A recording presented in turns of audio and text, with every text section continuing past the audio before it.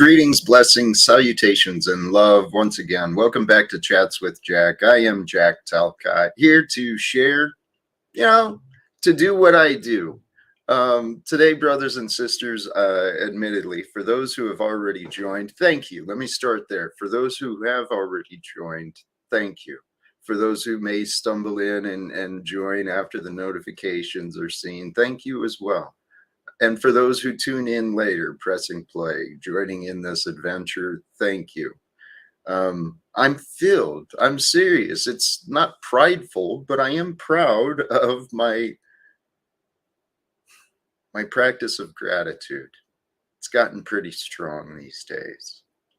Today, as I'm sitting here, I'm starting the stream a few minutes earlier than scheduled, a few minutes earlier than what is typical today. But I realized I was sitting here in silence, just waiting for time.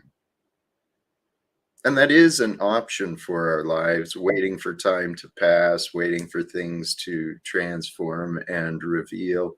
And holy cows, I think I might have a blessing here. Is this my old brother? Ike.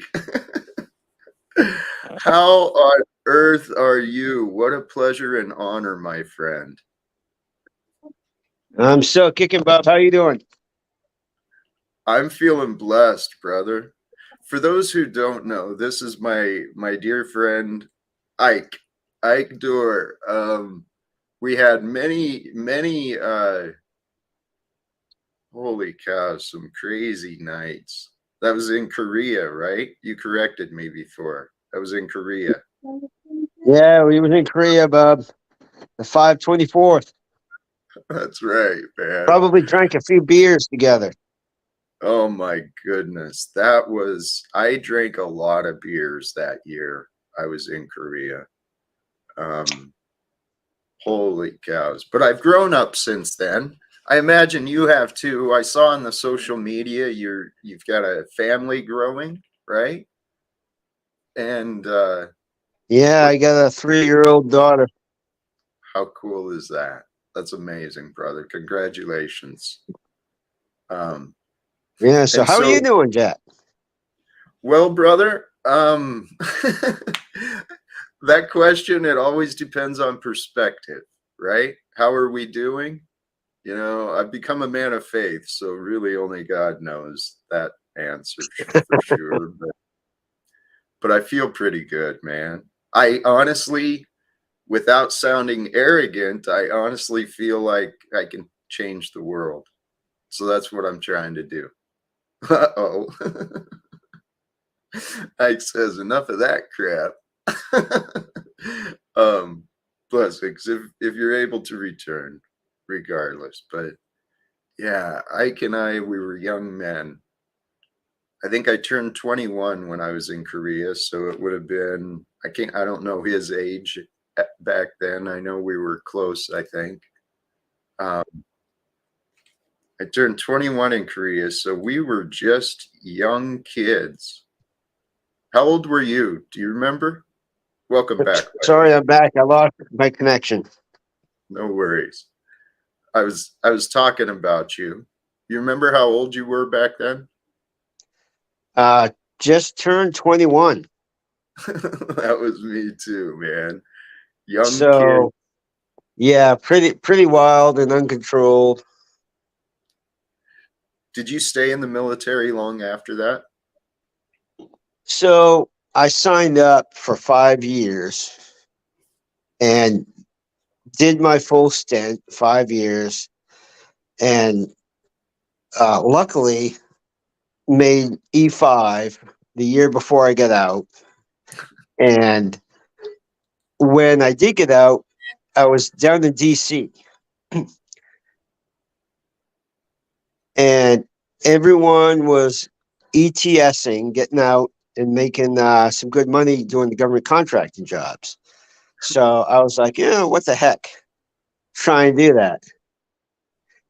And lo and behold, I did it for about a year and realized that wasn't where I wanted to be. So I went back home and started making granite countertops for the rich and famous of the great state of Maine. How cool. Good for you, man. We're in the service. I don't remember your job. Were you intelligence too? Is that what you were doing? Yes. Yep. Yeah. Yeah, they had me in. I don't know if you remember Sean Ray. Yes, absolutely. My old roommate. Yeah, yeah. Yes. So I worked in the hub with him, and he and I, we didn't work directly together, but we worked in the same office. It was pretty cool. Sean was a character. Now, after Korea, I know he saw some hostility and saw some things that we haven't really talked about. But I know he's carrying his memories of service, and it's been a few years since I've spoken to him. But I don't know. Life is interesting. So you found yourself in the granite game. That's pretty cool. Oh yeah, Uh, been doing that for about 23, 24 years. Good for you, man. Um, a healthy trade. Myself, after the military, I did two enlistments. I did 4 years and then another 3-year enlistment. I re-enlisted in Korea to get out of Korea. Right? Yeah, and after that, I tried selling cars, and I found my way to the Postal Service. I spent 20 years there or so. Um, so interesting how these lives lead us.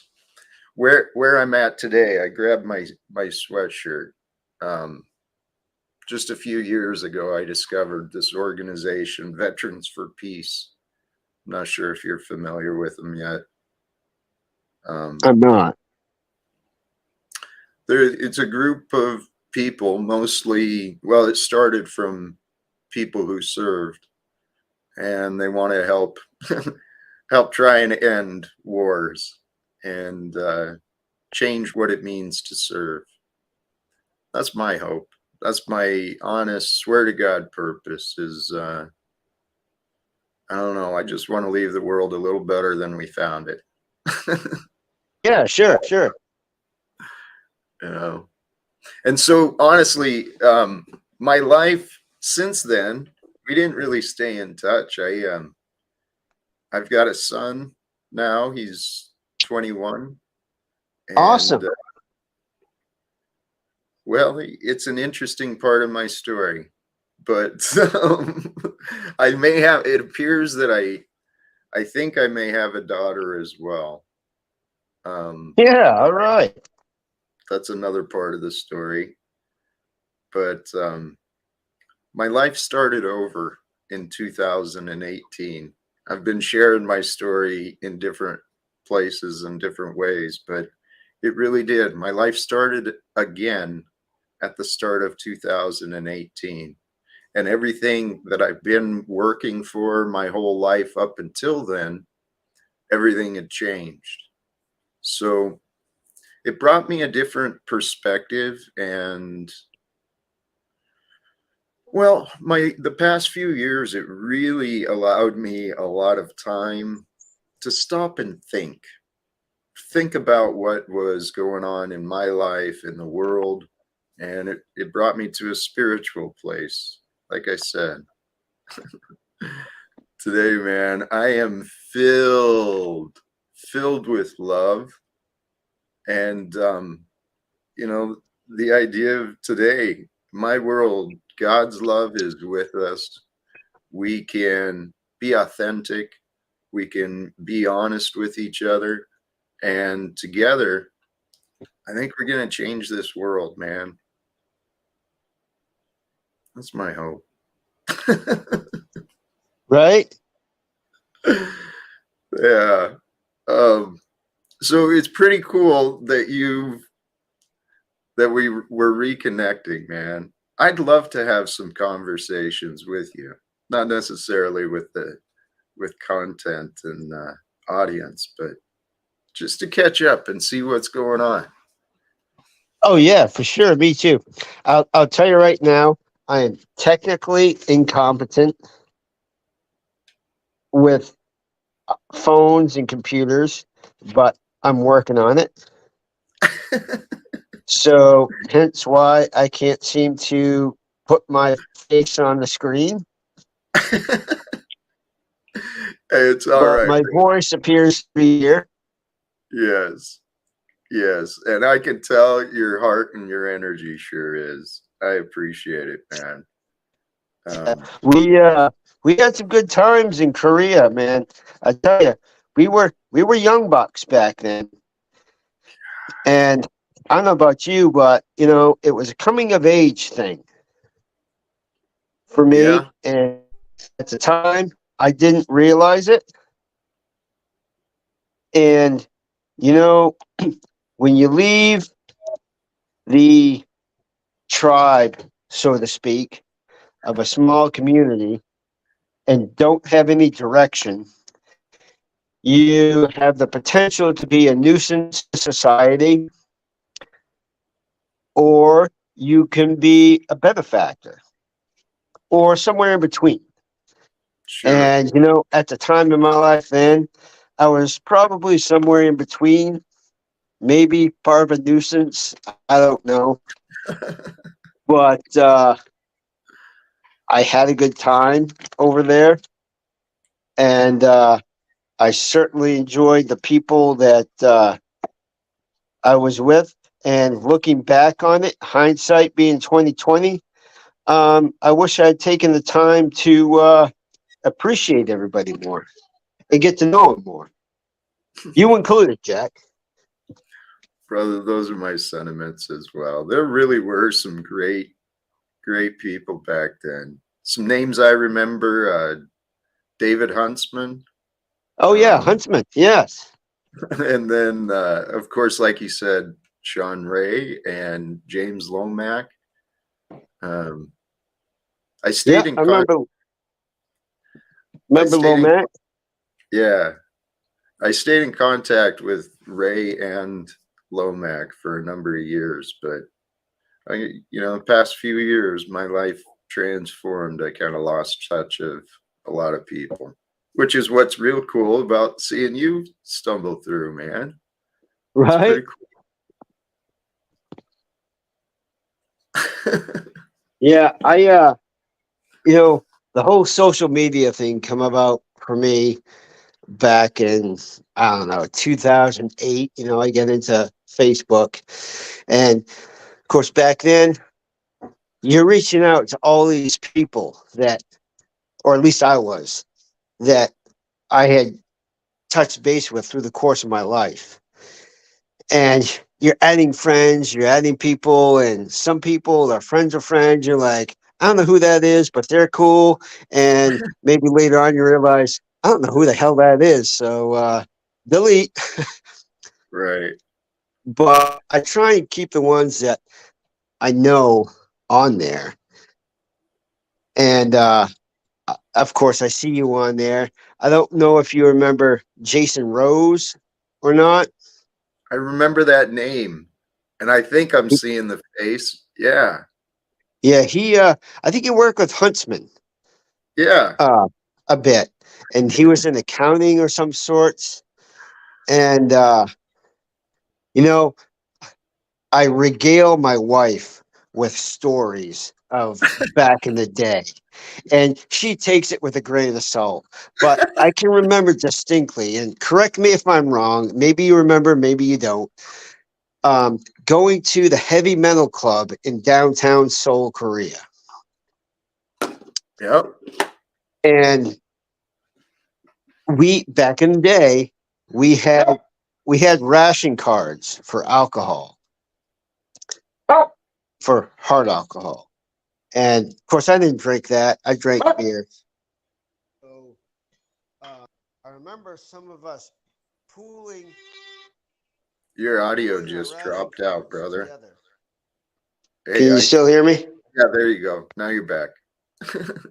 Sorry. So we were pooling our ration cards together to buy bulk alcohol to sell to the heavy metal club for profit, of course. And I never really saw that much profit, but I don't remember paying for too many drinks in that club. Holy cows. I remember, well, I vaguely remember. I know there was a heavy metal bar there on Hooker Hill. As it Yes. was, yeah. Um, I remember, holy cows, man. Moshing to Offspring. Yes, the mosh pit. I forgot about that. Holy cows, man. That was some crazy times. See, and this is what I realized in the service when we were that age. I was a little envious that I wasn't living the college life. I thought the frat parties and sorority girls, I thought that Yeah. was like fun, but we were living that crap, man. You know, I felt it then, and I felt it probably throughout my military career up until the last year or so, that if I wasn't going out and hitting the clubs, I felt I was missing something. And it stuck with me during that time. It was like one of those mental blocks, I guess, where I couldn't accept the fact that I was missing whatever I was missing when I wasn't out there. So I felt it my duty and obligation to go out at my own detriment to get hammered and do all that stuff. I remember you kind of wandered. You went out a lot. Yeah. And I, again, I regale my wife with this story, and you're part of it. How somehow at the end of my stint in Korea, I found out about the NCO club on base, and they had 10-cent drafts on Wednesdays or something like that. And being a young private, 10 cents goes a long ways. Oh yeah. And I wasn't much of a ladies' man, but that particular night, I was on the dance floor making headway with one of the local girls that was on base with us. And I had had way too much to drink, obviously. And I'm dancing up there with that girl. And I unleashed on the dance floor, all over her feet and ankles, and knew immediately that all bets were off, and proceeded to the exit where the MPs were watching me intently. And as I was puking over the threshold, along came Jack, you, saying, "Hey, Ike, how's it going? Out with the bad, in with the good." So I've learned to temper it since then, Good for you, man. but good times, good times. Holy cows. It's insane. It is insane. Oh my God. Thank you, man. I forgot about some of this stuff. Did you get involved with that running club that was there? The Hash Oh House? yeah, Did yeah, you? the Hash Hound Harriers. Yeah. Yeah, yeah, I did that once, and I'm not much for chugging a beer or chugging a Hawaiian punch or whatever, but yeah, that was a fun time. Those I think that's one of the my fonder memories because it actually got me off base and out into the town and not just to the bars. And but man, there's a lot of interesting memories there. And the thing is Yeah, is what you mentioned earlier, it's kind of, there was somewhat of a coming of age, I guess, with many of us, perhaps. It took me a while to really grow up and figure out what was going on. But, um, you know, the history of the American government, the American military, it's not as great of a thing as I wanted to believe, to be honest. And so I'm seeing what's going on in the world today, and it just kind of saddens my heart, turns my stomach a little bit. But then I got to remind myself that's my judgment, right? Oh, hey, we haven't actually, I haven't even got on the topic at all yet. Topic of awareness. Becoming awareness of our judgment, becoming awareness of our anger, our fears, and becoming aware of what's around us, and most importantly, becoming aware of what's within us. Back when we were kids, and I think many people today, most people today, they don't know what's within them. And many people might even be afraid to discover what's within themselves. I think in some ways I was. I hope I'm not anymore. Yeah, I tell you what, Yeah. growing up, realizing how you feel at age 18, 19 versus how you feel at age 25 versus how you feel at age 35 will differ greatly upon your awareness of yourself, your awareness of others, et cetera, et cetera. And I can only speak from my personal experience that back in those days, I lived in a shell. Mm-hmm. And it's hard for me to look back on that and realize that it was like that because, I'm much more aware now of my actions, how I act around people. And it's, I don't know, I explain to my nieces and my nephews these days, be a leader and act like a leader. And I never did that being younger.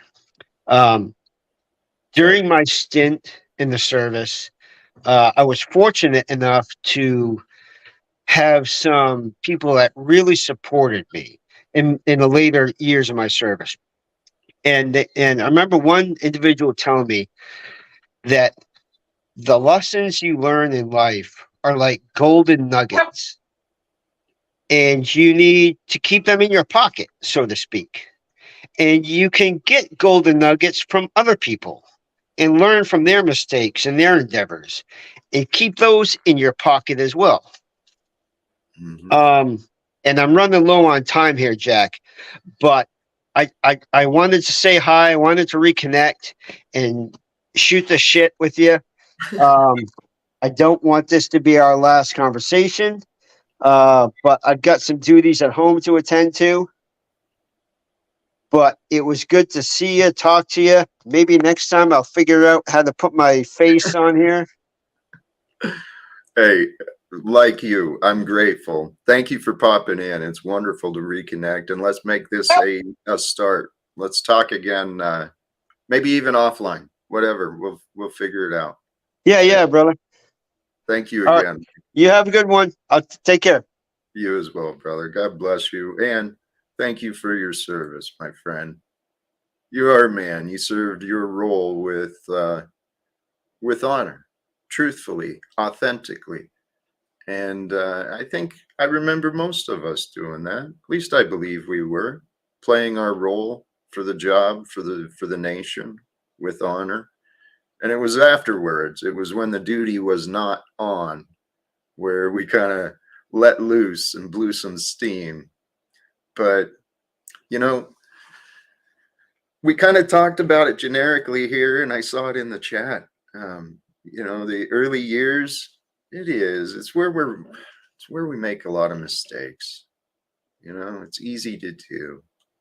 And yesterday we had the testimony of Wesley, I think is his name. He was talking about a shift where he felt the presence of the divine, of Christ, of God with him, and he saw the shell of gray, of ash. And the point is as we go through our lives, as we start stumbling, as we make these little excuses, these little generic lies, we take a little more than we should. We sneak over here. We do things out of line, and all of these things, they add up. And our past little shadows, our little lies, and our guilt and our shame, it can create a blanket over us. And the anger that fills that blanket, it can keep you warm and create the illusion of comfort, as you're going through life all alone. It's just you in the world. There's nobody there. Nobody understands me. And it's true, because you create these walls and these defenses that keep everyone out, keep people away. I used to do that myself. I intentionally at times wore a scowl on my face, because if you're looking pissed off and you mean business, people will leave you alone. Typically, they won't interrupt you. And so,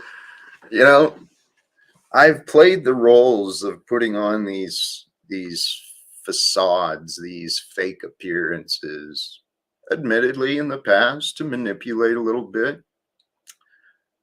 Like I said, keep people away, leave me the F alone. That was my attitude. As I was also the guy that volunteered to help people solve their problems. So you recognize the paradox I was living. I hated myself for what I was doing, and yet what I was doing was right. I just didn't find worthiness within myself. I had a lack of awareness. And here, this is the topic really that I really want to discuss and really emphasize that that's where my life started transforming, simply by bringing awareness to my life in a different way, changing the perspective of my mind's field of vision. Because it's real easy in this life as a man or a woman, real easy in this life to see the world through a narrow mind of a victim, one that's always in fear, searching for the problems, timid and afraid of what life might bring forth. Ike touched on it for his own experience. He mentioned at that time he may not have been the leader he's grown into. He's now sharing the ideas of leading with his family. And that is what we're here to do. So many people in this world have been taught to obey, that obedience is the path to safety. And then there's a partial truth in that, right? There is a partial truth to obeying the wishes, the desires, the rules of others. It does logically bring an appearance of safety. You shouldn't get in trouble if you're following the rules, but here's the problem. Rules aren't the answer. What is important is what we do. And as long as we go through life with honesty, with care, with compassion, with the awareness that while it feels like I'm in this life alone, I'm not. And it's not the people on the street. It's not their problem I'm feeling alone. The guy who cuts me off on the highway, it's not his problem I feel alone.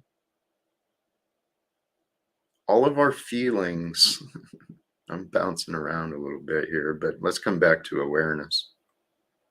Being aware of who you are and what you are feeling, what you are doing, being aware of you, that's the path.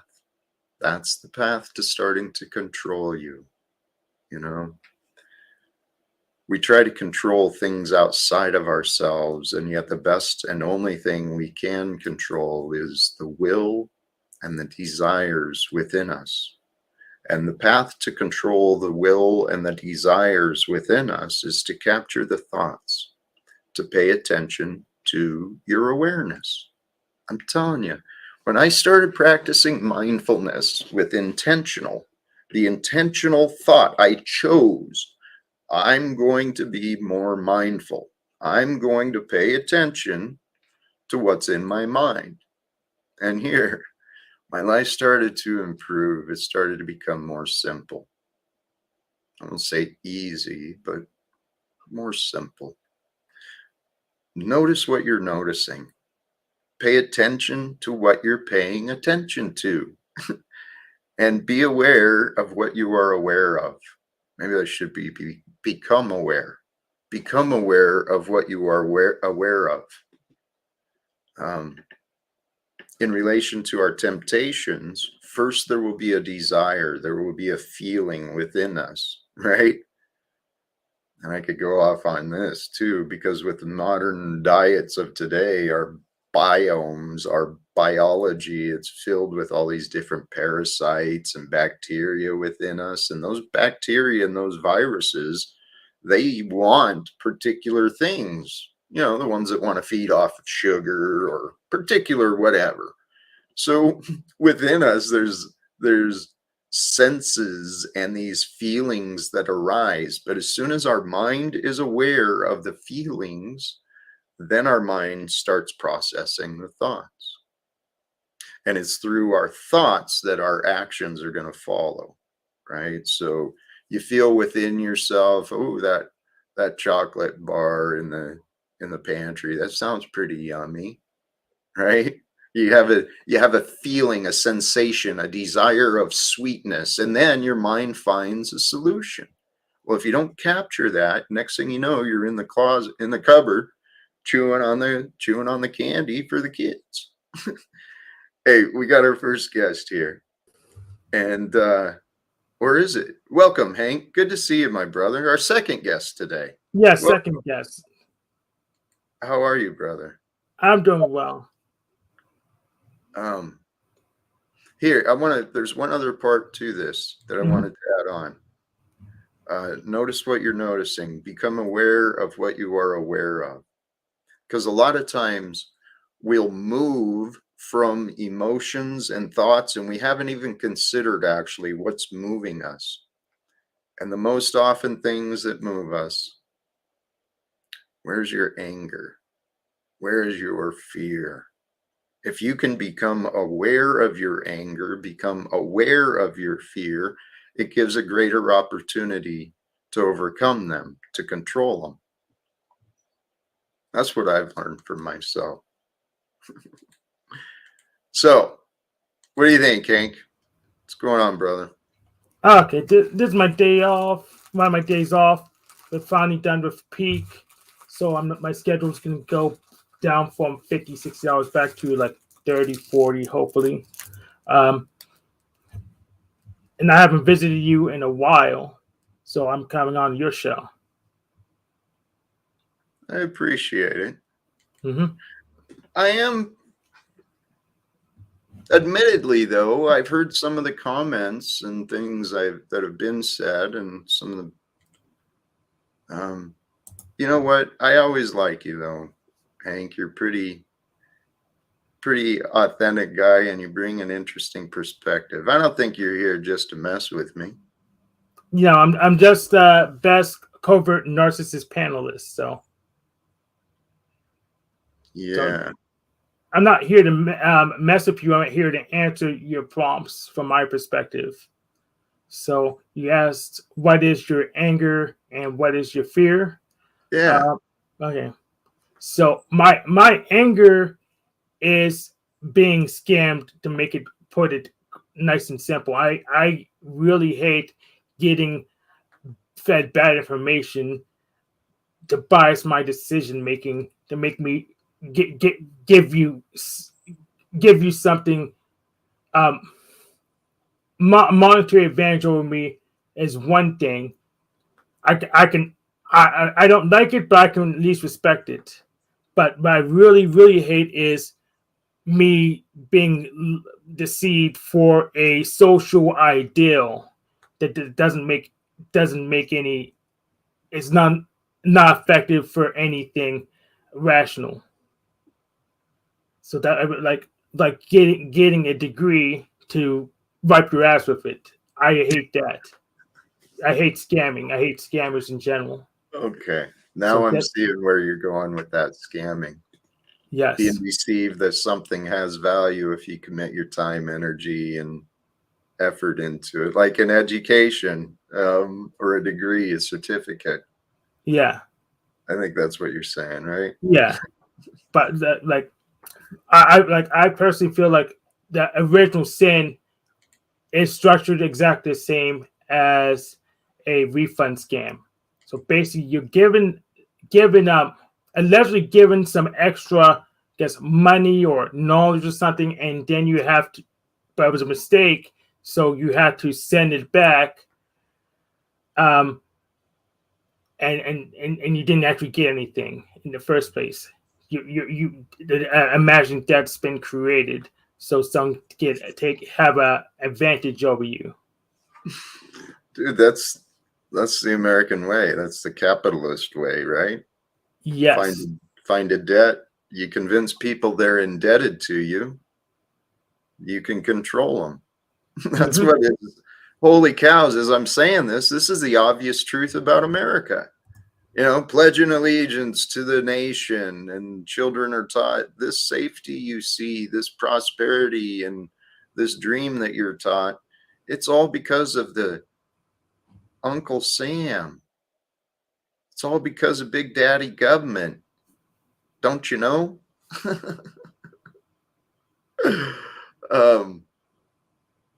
And people will fight for what they believe in.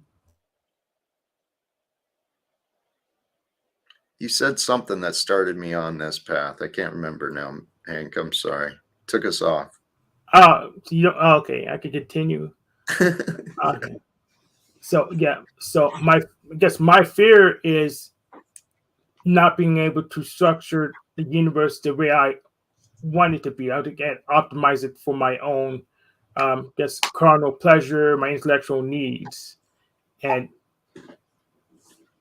I'm just I just hope if I just do more research and just look at more things, interact with more people, I'll get a good idea of what I need to do to make it match my preferences. So you're trying, okay. Your fear is that you won't be able to maximize what life has to offer. Is that what I understood? Yes. Okay. That's an interesting fear, and I can actually appreciate that to some extent.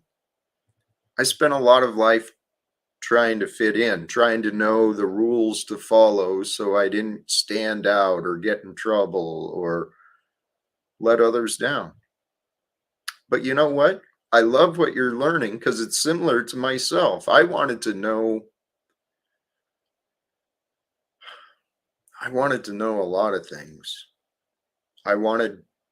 The underlying thing I wanted to know was God. I didn't set out for that purpose, but in hindsight, after seeing how everything aligned, that was the inner drive, the reality of what I was seeking. Me too, actually. And I figure through that knowledge, that is how you can maximize life, right? You know the creator and the laws the creator offered. Well, then you've got a better chance at living the life you want.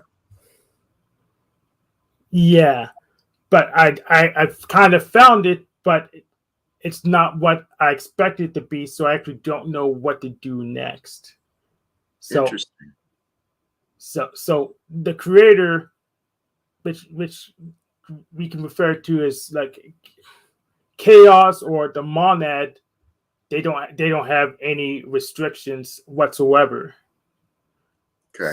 So they just happen to be all of the cosmos, and we're just fractions of it. Yes. They can do anything it desires with absolutely no effort. Okay. I think I'm following along with you. Yeah, but the thing is, we kind of can't. We kind of the most direct way to interact with it is through our own being, and then other than that, we can interact with other just spiritual entities, such as the Abrahamic God or the Greek, what's called the Roman pantheon. But the most direct way is through our own being. But there's like a limit to how much influence you have via your own body. So we have to interact with outside forces just to draw more power out of the universe. That's an interest. I could follow along with all that, and I agree. To some extent, we draw on what's around us and what's beyond us in order to bring us forth, to grow in our knowledge, maybe to develop our connection. And when you mentioned the pantheon of gods and the Abrahamic and all of it, brought to mind all of the various religions that have emerged throughout time, throughout history and mankind. There's a lot of different traditions, a lot of different explanations or myths of what the past was and who we are and where we are right now. I watched a very interesting intellectual discussion yesterday presenting a theory that Christianity was fabricated, that it was actually a conspiracy and some incredible authorship, which was combining many of the other wisdoms and many of the other faiths into one. That might be completely off what you were saying. No, it's not. It's not completely off at all. Where I feel is there is a science to all things. If you look at science as a method of analyzing, right, the scientific method, that can be applied to the religions, I believe. Absolutely. I actually thought Alan Watts did a decent job with that. It was through him, one of his discussions, that that's where I thought of. And I think our world could do this. I think we can combine. We can come together. Humanity. Oh, here. Let's come back to the Abrahamic and the symbol of Jesus. I'm of this belief that we're part of a divine creation. There's the Creator, the Godhead, the Father that Jesus spoke of. And it revealed to us duality. It revealed to us the law through Moses. But through Jesus, I love how this was offered. Through Jesus, the grace and the truth was revealed.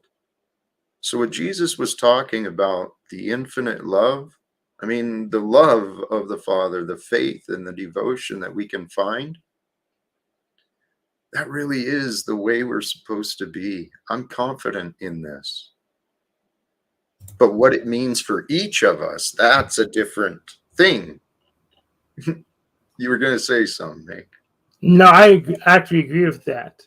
But other people may not think I would because of the witchcraft accusations and such. But yeah, I am technically Christian. I do believe in Jesus. I just think the Old Testament God and the God Father as actually two different entities, and we can tell that there's a different behavior. I'm of that view as well. And that came from some people who've really dug into history and into the translations. The idea that there was intermingling of some of the older traditions anyway, from the Phoenicians and some of the ancient teachings that were passed down through Egypt. You know what? There's what you're saying, Hank, that there is a distinction between the rulership of the Old Testament and the Father that was spoken of by Jesus. I believe there is a distinction. There is a difference. And yet, all that ever was, all that ever is, all that ever will be, it comes from the one. Mm-hmm. So, But Jesus said we would perform bigger miracles than he would. And if we could, they'll call that, a lot of people abiding by the old standard would call that witchcraft anyways. witchcraft. Hey, I want to come back to Hank. I love you, my friend. You are a good dude. I really do enjoy the fact that I've gotten to meet you. Greetings to Nude Guru, all of you guys who have been popping in. Thank you. Thank you to all of you. Just Frank, if I was on trial for my life, I thought this was an interesting question. Who would I want to argue my case? Tommy, Flo, Hank, or Cynthia? That is a very interesting case because each of them has such different qualities and attributes. How would you feel about arguing on my defense for a trial for my life, Hank? So I would need to know what court we're arguing this in. In fact, I probably, no matter what, I would probably get some lawyers to help me. You know, Tommy would just, I think he would jump in regardless. He wouldn't seek counsel, but he'd jump in and defend. Flo would probably be pretty critical of me to determine if I was worthy of defending or not. Maybe that's where you're going too, Hank, is to see. And Cynthia, she's got a very observant mind. The mind of a shop steward is what I see with her. She gets accused of HR, but pays attention. Yeah, I wouldn't defend you blindly. I would need to know the rules of the court venue before you can even start. Amen. Well, hey, actually, let me toss this. This is a thought I had earlier, Hank. What do you think about ending fights? Right? People not involved in the fights. Do you think they're very effective at being able to end them? No, not at all. The only memories I could have of that, Nemesis, how you doing, brother? Give me just a sec. The only memories I really had of that thought of someone not involved ending fights, it was actually my times in the military when I came across people fighting. Rather than just try and break it up, I usually just jumped in, picked a side, and jumped in the fight. So I haven't tried stopping as many fights as I. Yeah, I think jumping in on whatever side you want's actually more effective than trying to just stop the fight. So if one side wins, the fight can't continue really. Yeah, I don't know. Hey, welcome, Nemesis. How you doing, brother? Oh, pretty good. Just chilling. I see you got Hank back here, and we know that some people judge people, but we're not going to. Oh, look. What you doing? You got your pup. One of my 5. That's the biggest one I got. It's like a Rhodesian Ridgeback thing. She loves to try to get the cats. Cute dog, man. What about you, Jack? Do you have any wildlife? I've got 2 cats in the house. Man. They're pretty cool, but I've been giving a lot of thought for what this life might bring. This kind of swings back to where you were, maybe where you were at earlier, Hank.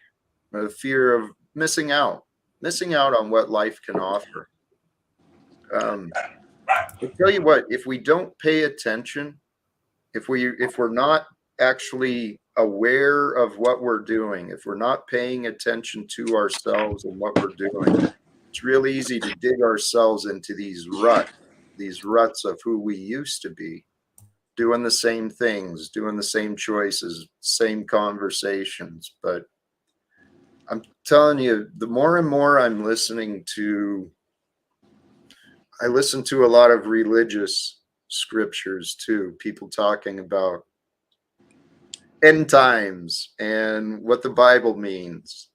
We have the opportunity to end a lot of our own suffering, right? Not suicide, not suicide or self-deletion or anything like that, but with an actual intention to allow our ego to die, to allow our fearful spirit, our angry spirit, our selfish spirit, allow those things to be no more. Yes. Personally, I tried ego death via some Buddhist methods. It just doesn't work for me. I'm better off building my ego up till it's nice and strong, so I can repel the dangers, protect the problems. So I actually need to train my ego to be stronger for equilibrium. Without knowing you better, I won't argue against you, okay? But I do know that what the ego does. Welcome, Simple Jack. Hello, how you doing, Jack? Feeling blessed, brother. We got a little bit of hiss with you, I think. Something. It's Simple Jack, yes. All right, I'll work on that. Here, I'm just going to turn you down a touch. See if that helps. I don't know. Hey, whoops, my mind got distracted. I'm sorry. Welcome, Simple Jack. I hope you had a blessed holidays. You doing good these days?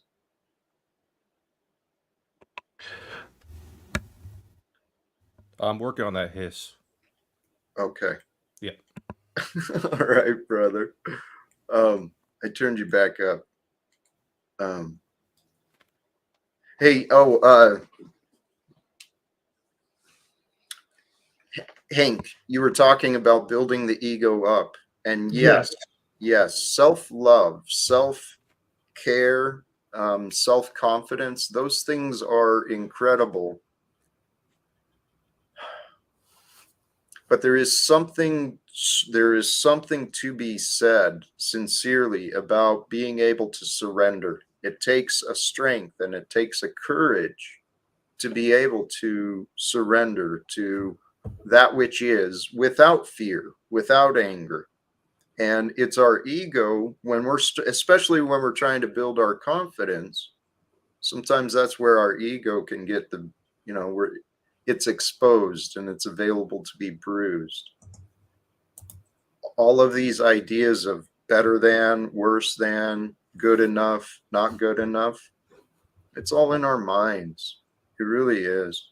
Yes. That's what people tell me about my rap, Jack. They're like, that's not good enough. And I'm like, well, who cares? I made it. Like, I made it for me. Like, have you ever drew a picture of something and would you really care if someone said, I don't like it? Who cares?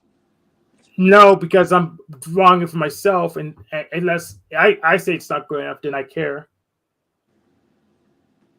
Or if it's commissioned right. or something. I think the annoyance with me is I don't care about people's opinion, but whenever they start trying to say that I'm doing, like, imagine if you're a really good artist, they just don't like the picture because it's subjective art. Well, that doesn't negate the fact that you're a good artist, and you shouldn't be saying, oh, he's a trash artist because I don't like that particular painting. That's not how art works. So there's good art and there's bad art, and and that can be objective. Yeah, or you draw something naked and say, well, that's a sin, so don't draw it. And then there's another I'm talking way. about skill-wise. I'm talking about, like, if I ask you to draw a lion and you draw it perfectly, even though I don't like your rendition of it, I still have to say that it's a good line, even though I don't like your style. Styles are different than what you would say skill. You know where I'm going with this, Jack? I think I do. And actually, that reminds me of another topic I was trying to figure out how to bring in and how to kind of put together the idea of quality. The material world focuses so much on our quantity of life, quantity of income, quantity of notches on the bedpost, whatever. It's really the quality of life that we're seeking. Welcome back, as Simple Jack. Is the audio better? It is. Thank All right. you. Affirmative. It's better. You sound beautiful. Your audio sounds good usually. So thank you.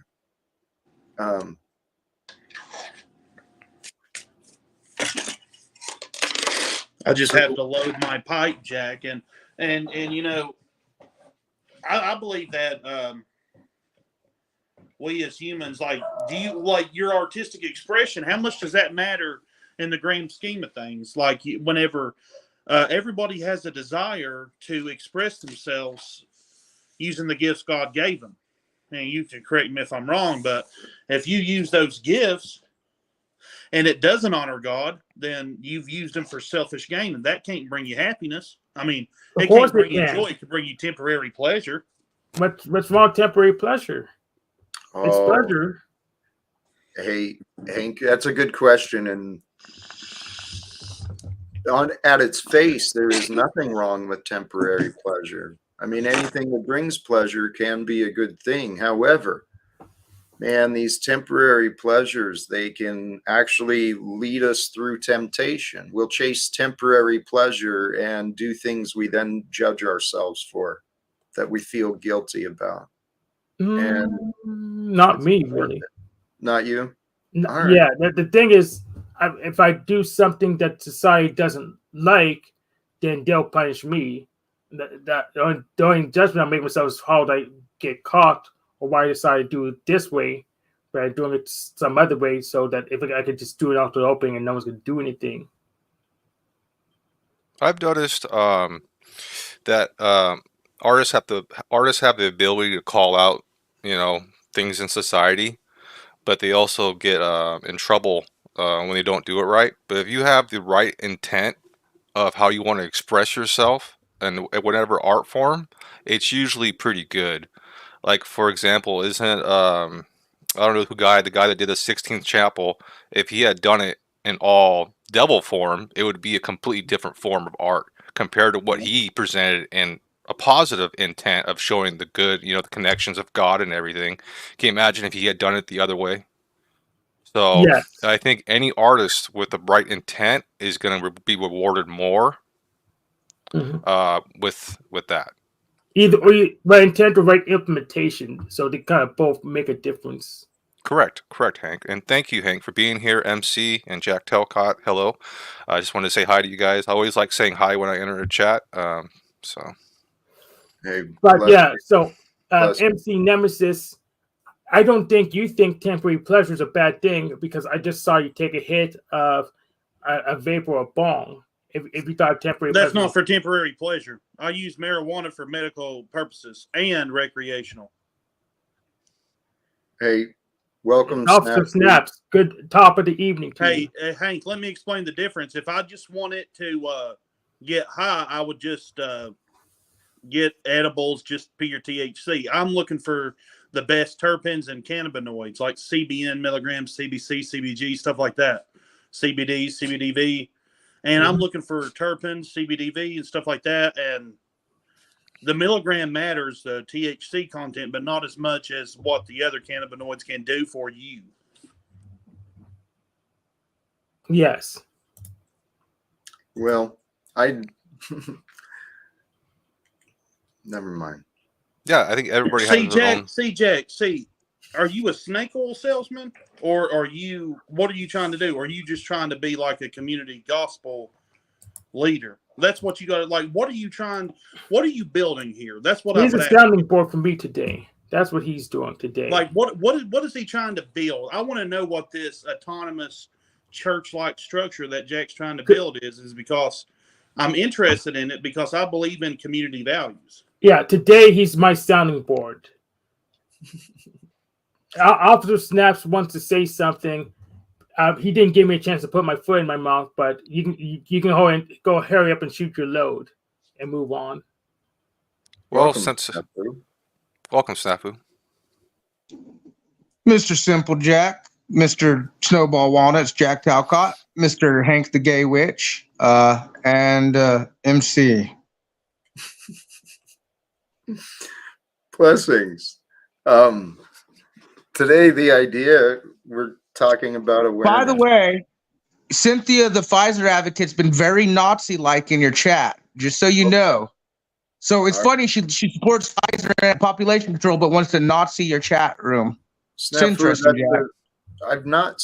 You keep bringing this accusation, but I've not seen her. It's not an accusation. She told everyone on Paul's stream months ago, everyone should get jabbed for her family and their safety, just like the programming they teach these jab fucks. Snafu, you see? No, hail Fauci. Hail Fauci, Officer Snaps. That's He's Cynthia, dude. commanding officer. That's Cynthia, not me. He's your See commanding how- officer, Officer Snaps. See how you're holding on to the past, please. The past. It's for learning. It's actually the present, but go ahead. The new roll arts are coming out, which I'm sure she'll be part of. Oh my goodness. Hey, welcome, Joe Cool. And for everyone here, sorry, welcome, but I'm feeling good today. What I hope we can dance around a little bit is awareness. What are we aware of? And you know what? But I'm also just feeling chill. I appreciate. So that's why I came up, Jack.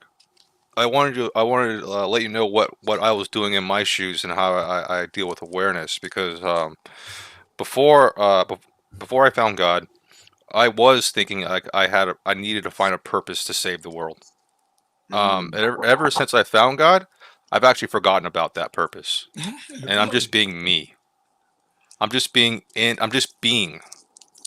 What you just let me recognize, I need to be more aware of my surroundings, and really tune in to my surroundings. Really enjoy that leaf that moves in the wind. Enjoy that bee that flies by me because it's a part of my world. The book in front of me presented the knowledge in front of me. Maybe read it. You know what I mean? Hear about what people are saying, and really absorb what they're saying. And that's where my awareness is really focused on what I can see, hear, my senses. I'm really trying to get aware of my senses. I appreciate that, Simple Jack. But did I hear you correctly that when you found God, you lost awareness? Is that when you started? No. I lost the drive to try to save the world. Is it back or is it still gone? It's gone. You know, Like, Simple Jack, you can't it's stop gone, bro. prophecy. You can't stop prophecy. You can't stop history in the making, so to speak. Nothing new under the sun, whether you're religious or not. It took me a while to realize that. And when people say, "Oh, what are you trying to do?" I say, you know what? You could be a fisherman. You could warn your brothers and sisters, or blah blah blah. But you can't stop.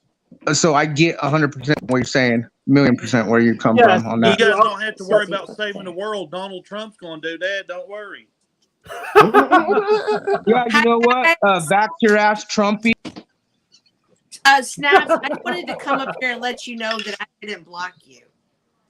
So that's obvious. If you had a mod stick, you could go back and see. So you're falsely accusing me of something. Just like you're falsely accusing me of what I said on Paul's panel. That's not what I said.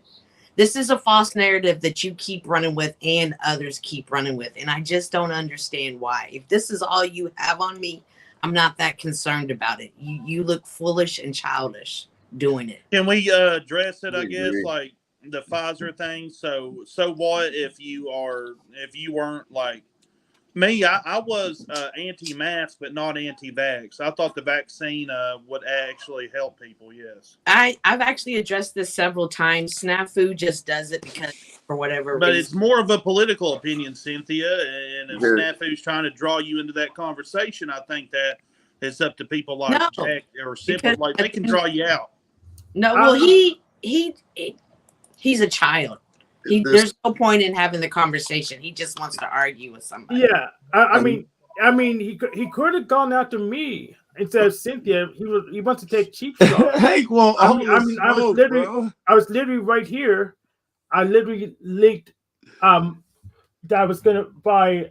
I may buy courses from Orly Stewart, and he decided to take a cheap shot at Cynthia was on panel because he has no attack potency.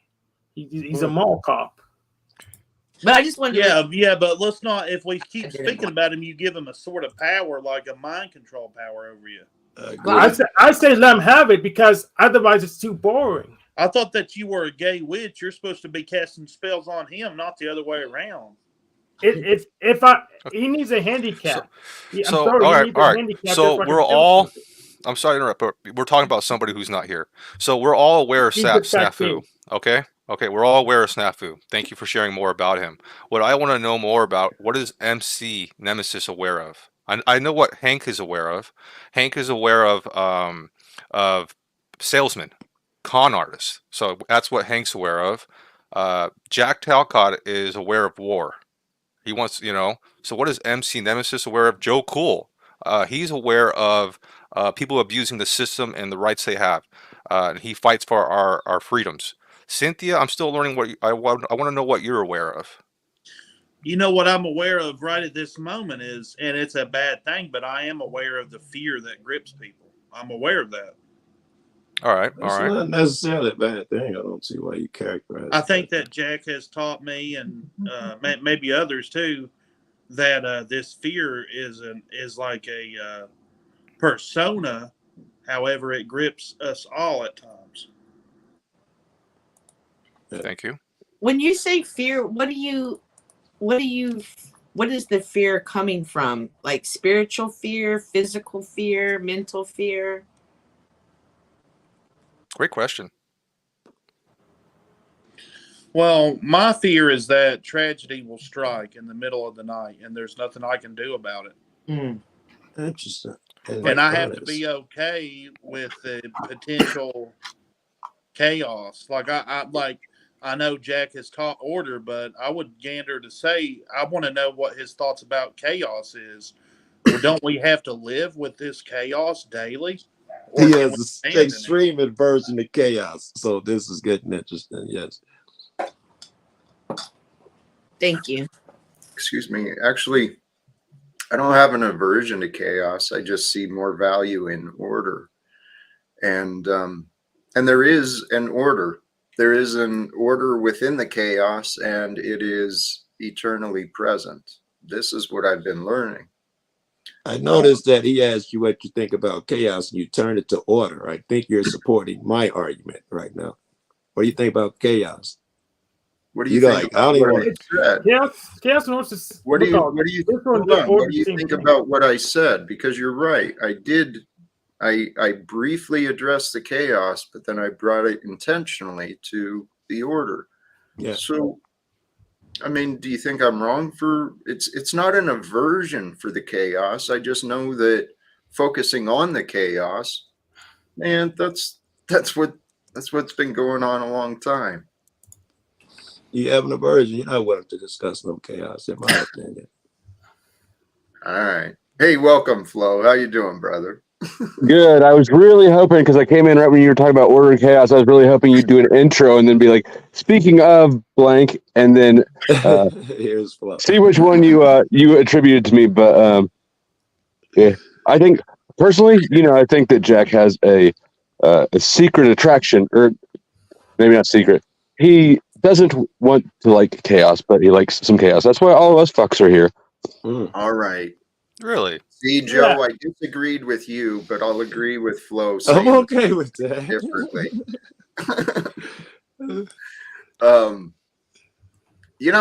That's interesting. I mean, I have noticed that in my past. For whatever reason, I learned to fight because I had a big mouth. And my mouth wouldn't shut when I saw people being bullies. And so... Yeah. I grew up kind of confronting bullies. I wonder And sometimes. you took it into your profession. That's what you did as a union guy. And you felt someone was being bullied. You kept it up. Yeah. And here's what I realized, though, guys. The biggest bully I was facing was right inside of me. We know that. I know that. Well, I want to make a bad sex joke, but I don't have one. This is what I want to help others understand too, is that their greatest battle is inside of them. And I know what worked for me. I know the path I took and where I found a lot of the demons and the shadows. Yeah. So, and I want the world. I mean, the world, it starts with each of us. Each of us, when we heal ourselves and we become whole, we become leaders of ourselves and others, and that will spread. We'll become examples for others around us. That's how you become leaders, through examples. Yeah. As more leaders rise, we're going to end this nonsense of slavery and wars and debts and censorship. So Simple Jack said something earlier that I thought was interesting, and that is that when he found God, he stopped wanting to save the world. Yes, sir. And that, I mean, that rings like something that sounds true to me at face value. But then what Jack just said about healing ourselves first, wouldn't that's how you heal the world? Yeah. Yeah, I mean, but yeah. I guess I'm just stacking the two together, right? So if we take both premises as true, I don't know. The only thing that remains is Simple Jack being cognizant that by saving himself, he is saving the world. The two philosophies don't hold if he is saying that, no, I'm just saving myself. I have no interest in saving other people. Here, considering what Simple Jack said, I'm thinking back to myself, and what my faith in God did, it removed my urgency. I still, I got inspired to believe that I could change the world. I got inspired that God was with me and I had to change the world. Yes. And now I trust God is changing the world, and I'm just trying to figure out my role to play. I dig it. So that's kind of where I was going with it. Is I think that that's correct, and if we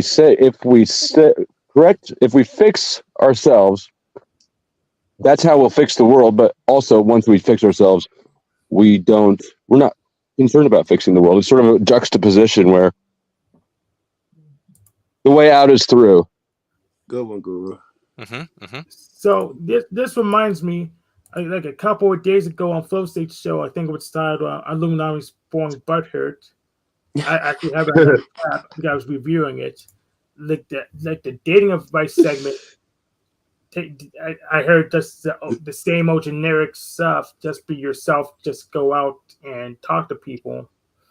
I kind of strip my guess my eternal psyche. I still can't mind map everything, and I found in there to actual actions I can take, but the whole advice just doesn't make sense to me because I know myself pretty well, but I just don't have chemistry, don't react to much of anything, so it just doesn't apply to me, I guess. It's something different. Not sure. I would like to know, do you think that you were born a homosexual? MC Nemesis, can you go fuck yourself real quick? Shut up, Flow State. I want to answer the question. Let me answer my question. I'm not even a homosexual. I'm bisexual. In fact, I may just be straight with a willingness to just play with do stuff with guys because they're available and more cheap than women. So I may just be straight. And I'm just have a high openness. Oh no! Don't be like, yeah, maybe he's right. No, you're fucking dudes. You're not straight, motherfucker. All right. Well, I'm bi, but I prefer women most of the time. So the question was asked in bad faith, anyways. Well, I don't give a shit what the faith is. Hank, They- you I know don't Hank judge Hank. recognized See, that it was I'm a bad faith, Christian and he man. still chose to answer it. I am a Christian man, and I don't judge Hank. Now, why is that? Because I'm not supposed to. Because real Christians are not supposed to. I'm trying to be Hank's friend. So I asked him, like, well, the Bible says that you're not born gay, so you must have chosen along the way. You I passive want to know if aggressive much? that's what Hank believes. Yeah. I agree. I agree with McNemesis. You choose your sexuality like you choose your gender. It's not. It's. So I agree. Ba-da-ba-ba-ba. Now I'm thinking you don't see his insincerity. I'm First off, I am being sincere. I'm I like to curious crack as to jokes, why but you I am asked him being and not sincere. everybody on the panel. That's what I asked. Like, how come you didn't ask everybody on the panel and just him? Yeah, I was born gay. Yeah. Mhm. I mean, I was born straight, but I'd probably fuck MC Nemesis if I saw him just to prove a point. Ooh. Yeah. So Would that make him gay? Who knows? like when you do stuff like that, MC Nemesis, it comes off passive aggressive. And I don't know if you're aware of it, so I'm not going to make that judgment that you are. But So, I'm going to bring it up. the rest of the panelists, I like it because it makes me look stronger. Yeah, So, thank you, Hank. It Thank you. doesn't detract from you, in my opinion. Yeah, it makes me look Well, stronger. I when was people just are talking. saying, like, that doesn't really answer my question. Do you believe that you were born this way, or is it a choice? It's a choice. I said it's a choice. Okay. And the whole Wiccan thing, Wiccan. Yeah. Now I'm into that. Like I like MTG and I like card games featuring based on your religion. I think it's really cool. The artwork and stuff, like you have different elements of nature and different gods and goddesses. And I would just like to say that I think it's a beautiful concept. However, I do think that along the way some people may have corrupted it. Of course, we corrupt everything we touch. We're men. That's what we do. Yeah, everything's corrupted. And if there really was a divine force with infinite power preventing corruption, then nothing could physically get corrupted. So yeah, so that's clearly not the purpose why we're down here. Is not for him to have a perfect place down here and solve all of our problems. I think it's to see if we could come together, because we cannot and be one person, treat everybody nice, and therefore solve our own problems. It's a challenge that we're failing miserably. Individually, we do better. As a whole, it looks like our base, we're way off baseline. Our baseline should be much better. People, you shouldn't get shouted down when you talk about mercy, forgiving God, or something like that. The majority be like, don't talk about religion, man. We just don't talk about, most people are way over there.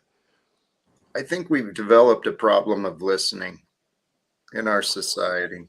We don't listen to each other very well. And that is where God is going to bring wisdom for us. Yes. God will bring the wisdom I need to learn through the people I don't know, right? Because we're all learning different things. Yes. We're all here to help each other grow. You're going to share what you learned through your experiences. And hopefully I'm wise enough to learn from them without having to make the same mistakes myself. And I appreciate you, all of you, for that shit. Joe, that's what I've learned. That's the gift of being a human. The fact that we can learn from others. We can listen to their stories, and through the power of our imagination, we can learn lessons. Science has called them the mirror neurons. That seriously, they process the exact same way as if we're experiencing it. But it's simply through that unifying force, that power of caring. Caring is going to bring us to the other as we listen to each other's stories. Our minds can picture ourselves in similar situations or different. We can learn from each other. I'm going to stab a little bit at Nemesis, nothing rough. But you're right with that mirror thing. The things that irk us the most or bring up the most emotion, it says most about ourselves. So Flo was right. When you keep feeling like you had to bring up the gay shit or the I think you was jabbing me about cops shit. I'm not even sure where you were going because you got cut so short. It says more about you than us. Yeah. I'm not sure what you're referring to. It's okay. Can you please elaborate, sir? Yes, I absolutely could. For instance, Congress, they did a study on the congressmen, and the ones who voted the hardest against anti-gay bills turned out they were all gay, right? The ones who were affected the most were the ones that had most issues with it, and that type of shit, most unresolved nonsense. You know what that tells me? No, tell me. That Congress is gay. Yes, And that's not a slight, it's just the truth. They're just gay. They're all gay then. Don't jump to generalizations and assumptions, please. That's what keeps us divided and confused. Well, I mean, it's just, I think the division here is that is being gay okay? I think that's what Christians versus, I don't know, just, hey, is it okay?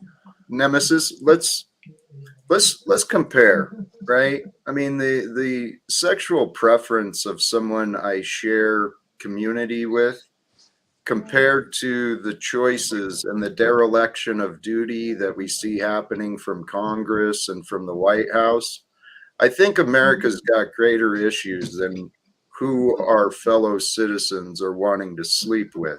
Yes, whether you want to be trans or not, that is less important to me than all of these false fabrications I got to deal with on a daily basis. But we have people like George Soros funding billions upon billions of dollars into pushing this agenda onto media. Are you aware of that? So let's confront it. Let's change it. Rather than complain about it and blame each other for choices each has made, let's figure out how to overcome these things. Seriously. Jack. Yeah. You're right. Overcome them. But see what MC just said, that's where the bullshit and the deception is wrong. You're right, Soros, 100. But you don't think Big Don, you don't think Big Biden, you don't think there's like all of these corporate money making entities, huge, big tech. They're all part of the digital fucking propaganda, especially when it comes down to pushing agendas. So I agree with you. It's not just pinpointed on one person. Thank you. You're kind of playing into the politics. Thank you, and yield. You made your point. Yes. So I have my own agenda. So I kind of don't care what George Soros or McDonald's or Walmart wants. My agenda, I have the power fancy of attracting the Empress, that modern girl boss, into picking me, and I had to transmute myself to be attracted to her. So I got. When I look at you, I see the fucking trans agenda. I see the dumb gay bullshit agendas. I see the sexual agendas, like you buying sex torsos. I see the propaganda all up in you, Hank. Yes, so because you have the propaganda glasses on. You can't take them off. You just glued to your face. Me, I can put all kinds of lenses on. I have flexibility. You're like a train. You're stuck on the tracks. It's unfortunate but true. And snafu, brother, you get to see what you want from what is shown. And you've done the same thing with me. You've had this narrow-minded, false narrative of me and Hank and Cynthia and others that you just keep looping on, dude. It's not healthy or helpful. It's healthy, Snafu. If you have an opinion about a thing and you say it once or twice, that's fair and it's healthy. But if you keep repeating it, it's a sign of something that's unhealthy. Now, it's not a good thing anymore. I'd like to ask everybody here a question, and it's going to hit hard, but it's not a troll either. Would you have an abortionist over for Christmas dinner? Yeah. That's not related. I would. Yes. Yes. We can eat the baby too. Why are you? It's none of my business what anybody else does in the bedroom. It's none of my business. What they got? Okay, go. I'm sorry. What they do. So I don't understand why you have this obsession of you know what abortion is? Yeah. No, that was fair because she didn't address abortion. She addressed who you sleep with. He was talking about an abortion is a result of who you sleep with. So it's like the sexual activity in others. Is there No, I'm talking about a man or a woman that makes their living by killing babies. Oh, okay. No, the Bible allows that. The Bible explicitly allows infanticide. So What? I loathe it. I think it's a So horrible thing, but I'd have Hitler over for the Yeah. conversation. I don't so judge motherfuckers. So you're okay with having rape? MC Nemesis, I have to interrupt you, bro. All right, Thank so I know that you're new to these panels. I can tell, bro, because some of the topics you bring up are actually inappropriate for for what we're doing. So if you can be aware of topics that are actually appropriate to have conversations for the world to listen to, and not just like us in a back room, like some things you just can't talk about on YouTube. And I wish that you could educate yourself on that, because you can have better conversations and more important conversations. That's just a dumb question, my friend. I'm sorry. That's just a dumb question. Why do you feel? let me ask a dumb question. It's interesting. Here, well, There's other ways to put it. ideally, Yeah, we say can it, have. say it more respectfully. Have respect when you say it. You could, Nah, for example, would you invite somebody who's been to prison for murder, who's out? Would you invite someone like that? nah. McNemesis, don't listen to them. It's just I'd Oh, okay. actually, Jack, Simple Jack, thank you. I'd Yes, actually thank like, you, Simple Jack. You only adult in the room. especially with the topic of awareness, please. Part of communicating, especially when we get on panels with multiple people, part of that is developing our awareness so we have relevance, maybe context. I mean, Isn't that the topic, awareness? that is, but So this is right on point. This No, he's learning how to be more aware. It is now, because previously it was questions about homosexuality, and then it was questions about bringing Yes, abortion I'm talking about what you're into saying. the home. What you're All right, saying, you all right. brought it around that he needs more awareness. You've made it relevant. So there's obviously a boiling point, trigger point for you, Jack. And I don't know what that is, to be honest with you. I don't know. So if you could explain it, I mean. Oh, it's simple. It's whatever Snafu does. That's his trigger point. Are you guys? What positive things are you guys aware of? I've heard of a whole bunch of negative things. I would like to know what the positive things you guys are aware of. Thank you. I love that question.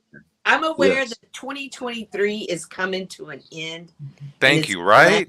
To see 2023 end. I lost people this year. I'm sorry, Cynthia. Has happened this year. You know, famous people passed. So it's truly a blessing to even be here. I'm looking forward to 2024 and the things that I have in store. Is there anything you're aware of 2024 that like you might want to let us know about? Like, I don't know anything that's going to happen in 2024 other than video games. Yeah, Unreal Engine 5. I think YouTubers are going to become more mainstream. I think that that's going to be an exciting change. I think that the live streams are in their infancy stages. So I think now we're about to go into our toddler years, and it's going to be interesting to see how people maneuver through them. Are they going to take chances that they normally would? Are they going to step out of their comfort zones? And are they going to be brave and show it? And show What do you think? Are you optimistic? Yeah, I'm always optimistic. So you want people to be brave, but yet you just shut me down about things that we're not allowed to talk about. No, I'm not shutting you down. I'm asking you to say it respectfully. Don't talk about that.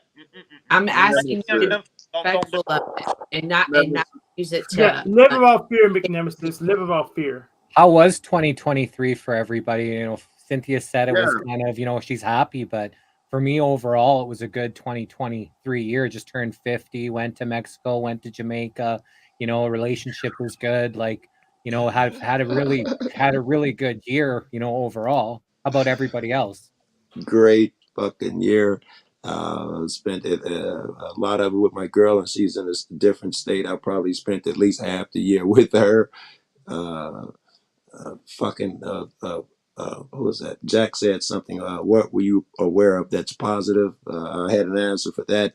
I think I'm learning my power in God. I think I'm learning, like I'm at more peace and all of that thing. And I think I create that by following God. And I'm enthused about that. I think a huge part of that came last year. And what was the other one? What do we expect in 2024? Cynthia's right. I expect social media, but I also expect a bunch of nonsense. It may supposed to be positive or not, but I expect some AI shit to fuck up my fucking world next year, or the next virus, or the take money from me. I expect them to have as many victories as I had this year.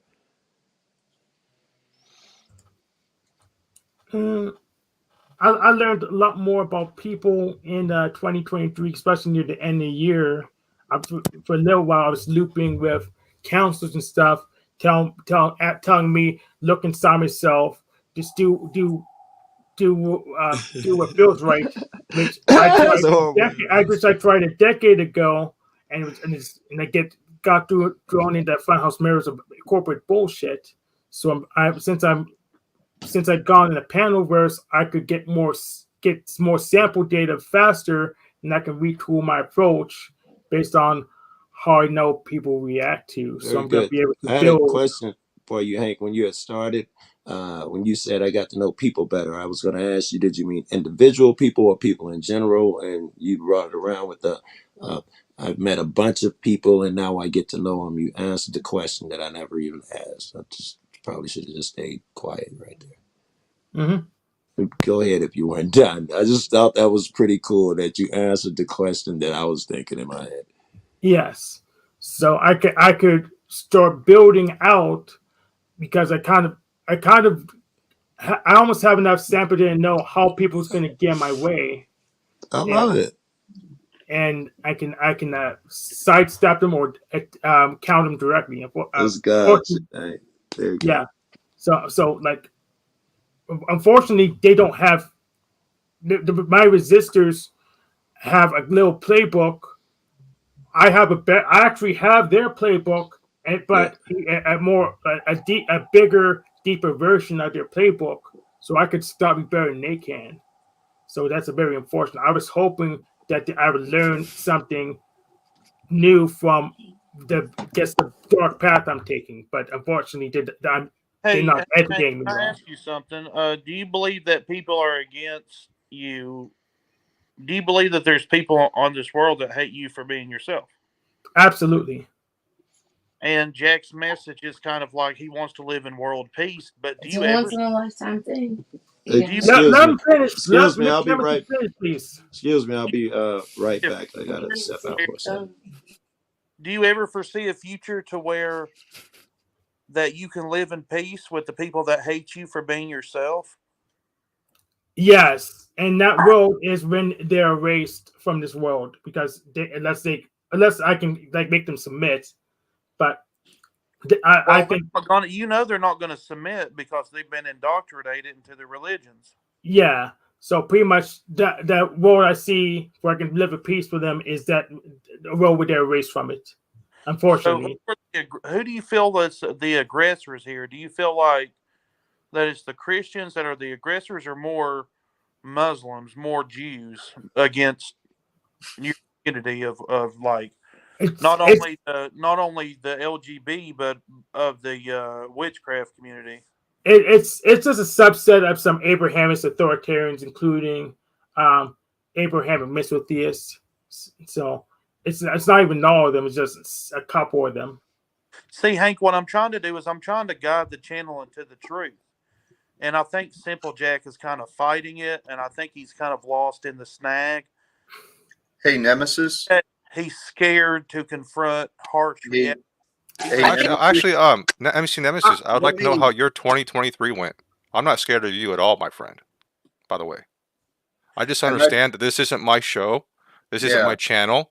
And if the wrong words are said, someone's hard work can literally disappear in seconds by being deleted by someone's panel words, bro. Do you realize that someone's hard work can be deleted by your words? I know you're afraid. Let's talk about that fear. I'm not afraid. I'm looking out for a friend. That's the difference, my friend. Right. And you haven't answered my question. I answered your question. Now answer mine. How was your 2023, and what are you positive aware of? I answered your question. Answer the question, McNemesis. Did you repost Jack on X like I did? No, Nemesis. I don't use Why X. not? Irrelevant. I don't use X. Well, I want us to all have free speech. I want us to be Hey, able to say what we want and pick. You know Please We what? answer don't my have question, that. sir. It's a corporate I entity. answered 2 of your questions. Now answer mine. So if you don't go to X and follow, I will no Jack, longer continue to answer your questions how- until you continue my conversation, sir. Thank you for your Nemesis, time. you called Jack out. You called him out and said that you felt like he was resisting it. And so he turned it around and asked you a question. The least you could do is answer it. That's all he's asking. Right. He doesn't want to Right. help. He doesn't want to be a part of. He's mad at me. I can tell.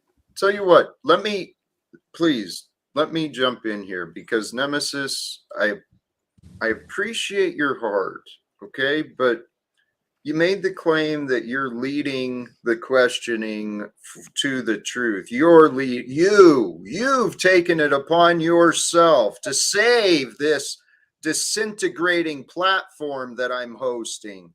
You took it upon yourself to lead us all to the truth. That's the story you wanted to present. And when you called out Simple Jack for his fear, when he was, in my opinion, clearly trying to share respect and support for the place we are, Nemesis, brother, how about you answer his question? What was the positive things you're aware of? And what do you see? How was your 2023? What do you got going for 2024? Thank you. I really want to know. well, I don't really see things through a positive lens. I mean, I can point out things that were good, but my life is not where I want it to be. How's your dog doing? Like it's like questions like that. Yes, there are distractions, but what would really make me happy? What would do it? It's not talking about my dog. How's your 2023? But are you doing something to make yourself happy, or to be a part of the group, or to be considerate of others? How's your music going? I haven't heard it yet. I actually haven't heard it. I apologize. I haven't heard it yet. You really haven't promoted yourself well. I don't even know your YouTube channel. Is that something you would like to share with us? I mean, Because I tried looking you up. When it comes to YouTube, I know it's a dying platform, and I know that you're stressed out about it, right? No, I'm a very successful YouTube channel for gaming. What? Right. I mean, but not for me. I can't do it because I tried to be myself 4 years ago, and YouTube told me I can't do it. I don't have a voice. And ever since then, I've just been fighting the system alone. Nobody is on my side. And I feel that Jack might be on my side. I don't know, though. Okay. I'm trying to be on his because we're on the same side, but I don't know if he's on my side. Oh, that's your mistake.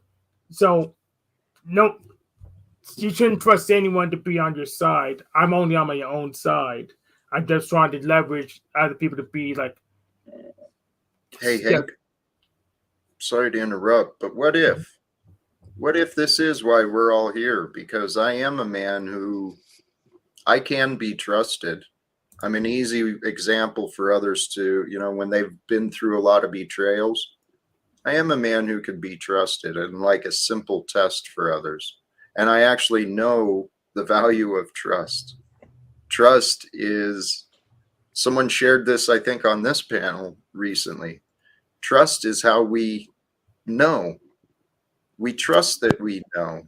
And without trust, this world becomes pretty chaotic. This world becomes pretty fearful. And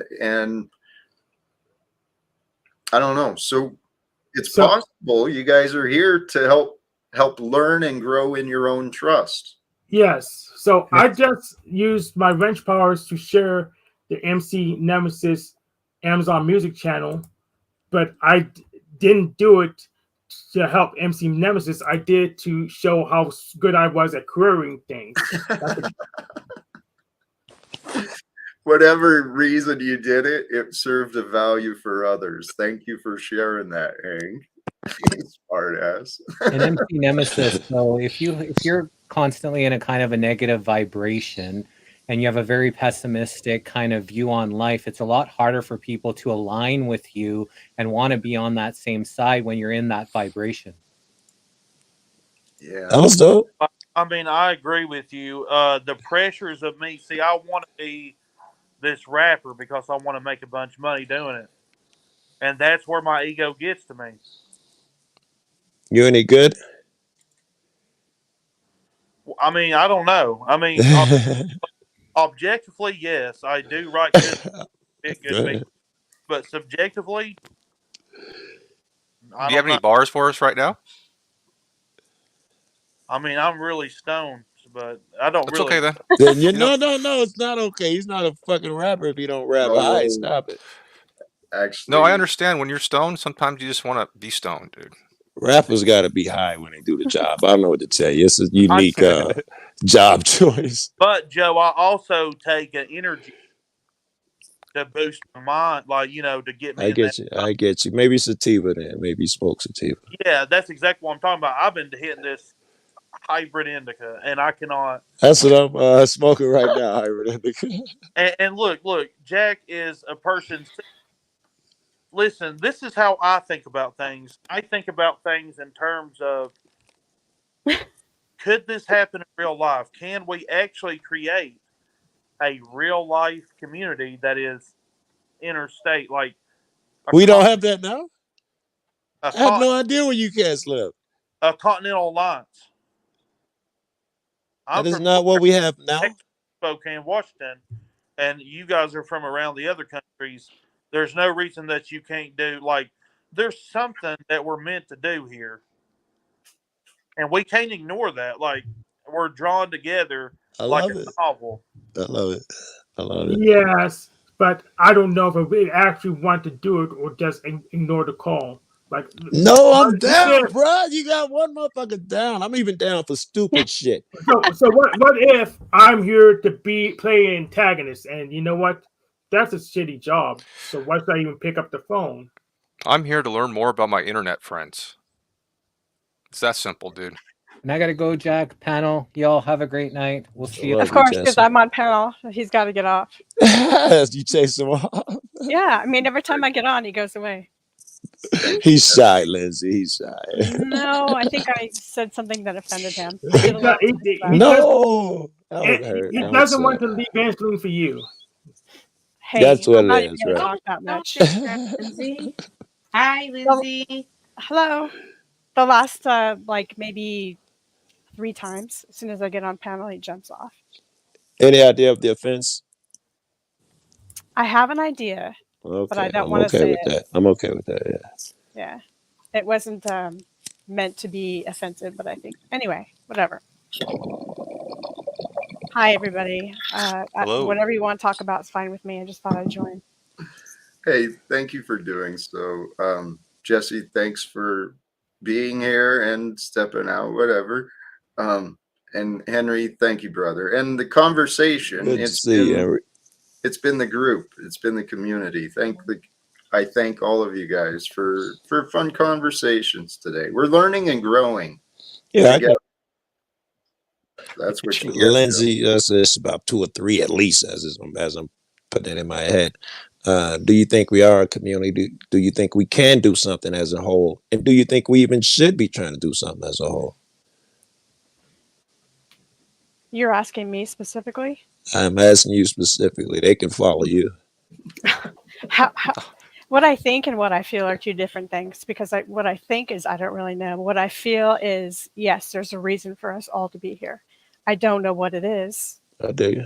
I don't know what it is, but I gleaned something from every single person here.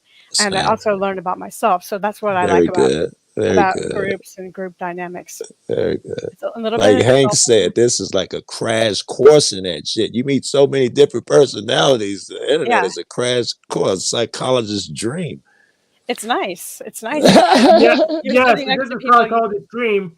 Yes, psychologists aren't here, which makes me suspicious of psychologists. Yes, exactly. It makes us psychologists, is what it does. Yep. I wouldn't say the What psychologists. I like to do here, Lindsay, is I'm trying to exalt like they did in the tribal days. We need to exalt our elders, such as Joe, Cool, and Jack. If we can, I don't think Simple Jack is that old, but I could be mistaken. But he doesn't. But Let's not talk looks about like age. Why'd you laugh like that? I'm just saying, like, if we exalt our elders, they have a lot to give us. They got a lot of that soul. Absolutely And agree. look, this soul energy is like a big teat. You can suck from it, and it'll nourish you and give you strength if you Or a suck the cock. soul energy from the teat. Yeah, or a cock. Yeah, I get you. Here, I think a lot of people here are misunderstood, but I don't want to cut Jack off. That sounded wrong. I do want to No. cut Jack off, but Jack, you can talk now. hey, speaking of being misunderstood, I'm being notified. I'm being notified that we're back to reporting Talcottia since you don't fucking stop the Nazi shit. Our friend Snafu is upset because he got blocked from the chat, and I failed to address it. I failed to stop it on his behalf. So, you know, Lindsay, yes, sister, many around here are misunderstood. And others just seem to love misunderstanding. Jack, I kid you not, you're not the first person who has reaped the benefits from an MC nemesis, because one time I got someone to donate $20 in the chat just because they hated me. So, I mean, I don't have control over it. People love to hate me, and I'm beginning to wonder if hatred is not the form of praise for some people. Hey, Nemesis, this goes to what Cynthia said about you got to consider the room you're in with the stuff that you bring up. I am dying to ask you some questions, political affiliations, and those things. At some point, we'll meet somewhere else and we'll talk about some of the shit I'd like to get to. Who Nemesis. Oh, You're Nemesis. talking about. I think he's the only one political up here. I might be assuming some things. I assume he's. That leads me to Well, my everyone's point. political. We just sometimes. I didn't say he went political. I've made certain assumptions, and I'd like to question him, but it's probably not the forum here. Yeah. I'm actually, I appreciate that, Joe, and I bet it would be. You know what? I'd encourage. Give me a little leeway, pimp. This won't take long. Well, I know I am trying to help Nemesis see beyond the political stuff, but his values have landed him on picking a side. Nemesis, you a Trump fan? Yeah. You're muted if you're talking. I'm sorry, what did you say? Are you a Trump fan? Oh no. A Trump fan? Yeah. I'll be the kind. Right. Do you prefer right over left? Hey, can you close the door? Yeah. Okay. My dog is in that. She likes to be in the weed room sometimes just to sniff the weed. But to your question, I'm a conservative Christian MAGA supporter. Yeah. Okay. All right. Do you believe that the elite control these things and the presidents are puppets? See, Joe, what it is, right? And I'm like a politician because I'm being questioned like one. See, that's what I'm trying to get. Like, we're not all on the same page politically. How can I get on the same page with people? You can't. It's called wait. Did you just dodge my question? We the people, MC.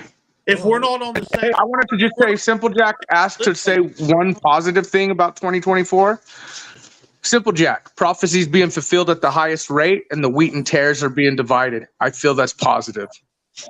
Thank you, Snap, for answering my question. I appreciate that. I agree. Nemesis, please. I kind of want to see where this might go. I don't want it to go on. Yeah, I was asking you, do you believe the elite control things and that politicians are puppets? All right. So who do you think the elite are? Oh, yeah. This gets my dick hard. Do you think politicians that may be irrelevant right now. Can I get an answer? And then we move on. We're assuming that someone's over Trump Hey, for now. hey, I'll you define know the elite for you. subliminal messaging? Have you guys read Isaiah 45 I don't in the remember it. Bible? Go ahead. Think about Trump 45, modern day Cyrus. Oh my God. It's all there in front of you. Read Isaiah 45. Isaiah. Okay. Thank you. Thank you. Okay, Joe. So Back to to the conversation. so like what's going on right now is This that is it's funny. a 9,000-year-old pedophile sex cult that has infiltrated our government Mhm. Jesus. globally. Yeah. Yeah. So you do believe that there are string pullers that control the That looks politicians, funny. yeah? Fuck. Well, there's nothing to I believe. don't want to I don't know this. what you mean. All right. Well, so the answer, I think, is yes. I think you're telling me you do believe there's an organized structure ahead of the presidents and that Have type of stuff. BlackRock and Vanguard. There's no I need. have. I agree with you. I agree that there is as well. So My here's the issue. now my question is, if they have this plan and it includes playing the politicians and are as puppets, aren't they all tainted? Yes. All right. Probably shouldn't be jumping behind a Vanguard puppet then, yeah? Joe, the Republicans in name only are called rhinos. They're fake. They have been sent here by the globalists as well. What about Trump? He's a special individual or something? We don't know if he's on the list or not. It comes out. Here, let me give you some evidence of why I think he was on the list. If there is the elitists that we agree, wait 1 second. This won't take long. Until the first, we won't know. Wait, if there is a group of elitists and we believe they control things, they had this plan. You talked about the jab earlier. They come up with this pandemic and all of this stuff, along with the currency shit and all of bringing in the new currency, the new federal, this, that, and the opposite. They wouldn't leave these plans to chance. They'd have key people in key places when it came about. Who was in that key place that gave the pharma infinite trillions of dollars and put in place Operation Warp Speed? Who was the guy there? Who was the guy who signed all the legislation so that they can come about and get rid of the currency and all of that shit? Right? Who was the guy that in this scant 4 years added a third to the deficit? During COVID. All right, I'm done. So I have an issue with the sex code elite theory. Where's my admission ticket? I mean, where's my where the hell is my admission ticket? What the hell do I ticket? need to do, Nemesis, to get my friggin' ticket? You need more subs to start. You want a ticket to Epstein Island? Not necessarily there. I prefer MILFs, but yes, where's my ticket? To Epstein Island? No, you heard him. You heard him. I He prefer said, MILFs. not Epstein Island. I prefer MILFs. Where is my ticket? Yes. What do I need to do to get my ticket to the sex cult? It's a you have to be a pedophile, that you have to rape a kid to be in the cult. Let's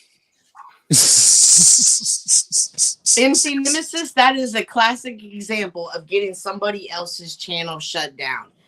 Your channel was shut down. You are not respectful on here. Please try to refresh yourself.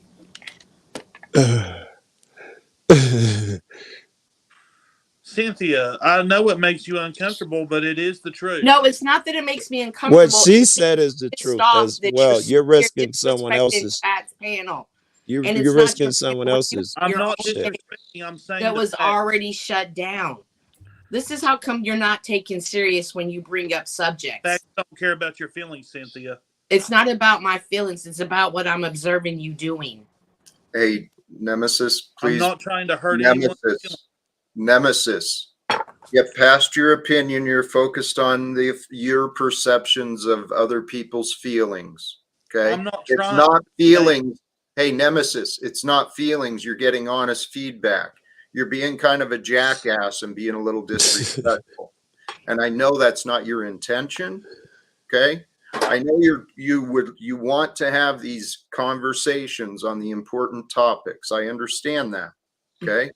We do because of the day and age we live in with censorship. We talking code.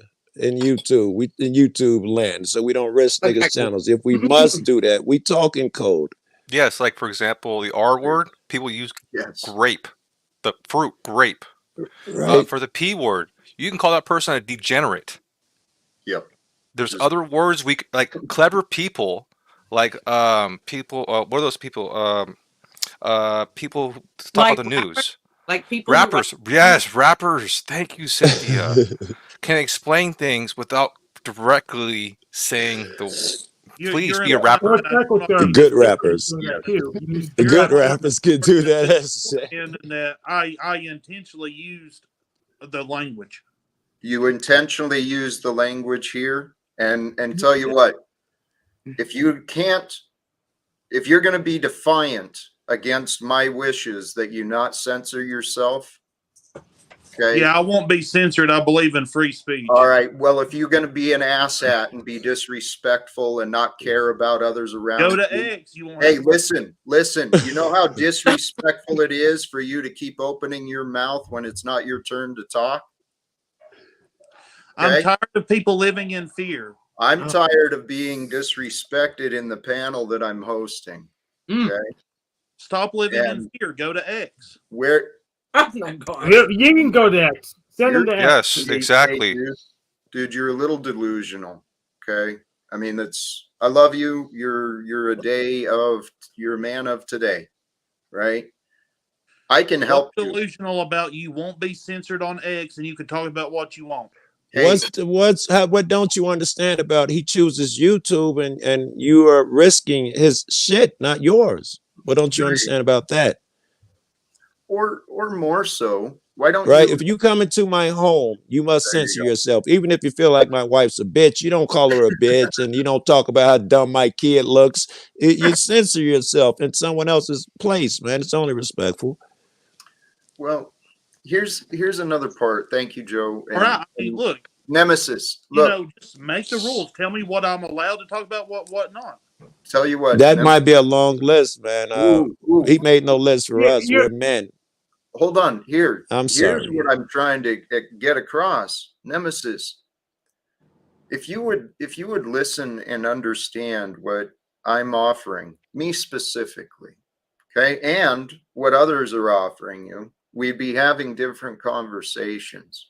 And the different conversations would lead to a greater self-awareness, right? And your greater self-awareness would help you to recognize what is the best use of our time.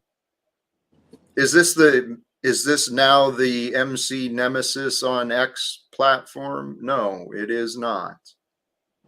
Right? So you're asking for rules, brother. Tell me the rules so I can obey. That's our slave mindset. Let's talk about how we can move past that sort of conditioning and realize, hey, I don't need to be told every single rule. I can figure out what is and is not appropriate. With rights come responsibility, baby. Here's the thing. The rules were posted. I linked the rules. It's the YouTube terms of service. I linked them in the public chat. Those are the rules. Very good. And those are the rules I agreed to when I decided to be on YouTube. This isn't my platform. Yes. I can't tell you how many videos I try to put out, which YouTube says absolutely not.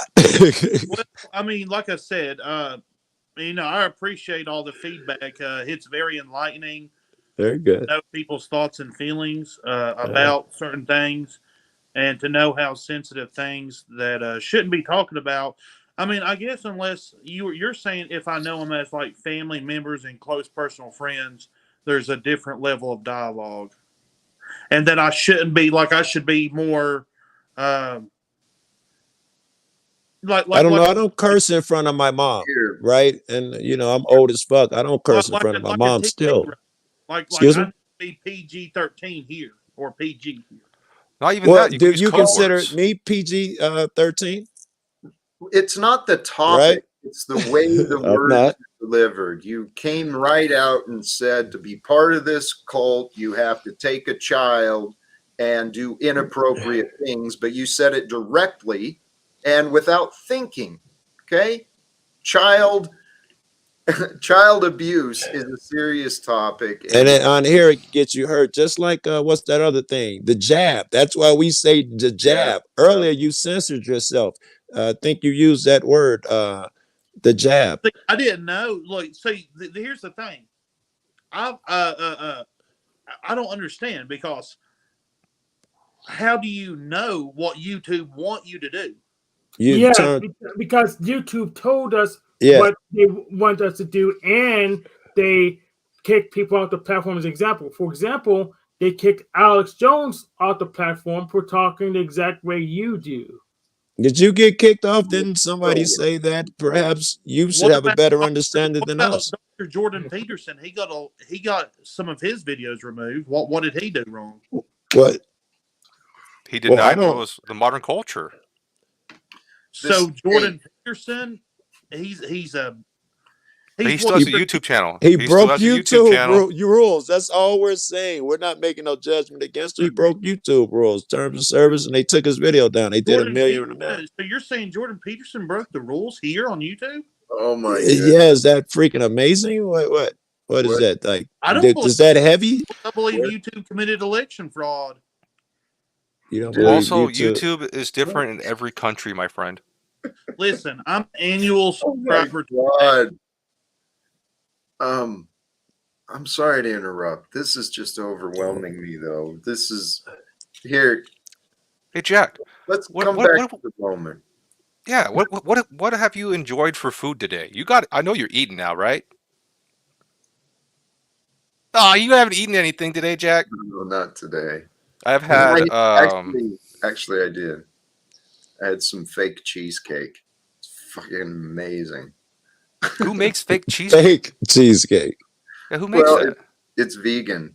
It's made without dairy. If you're gonna go out on a limb, if I'm gonna get a milkshake, I'm not gonna get a diet milkshake. No fucking chance. I'm gonna get the richest, most thing I could stand, and I'll do it sparingly.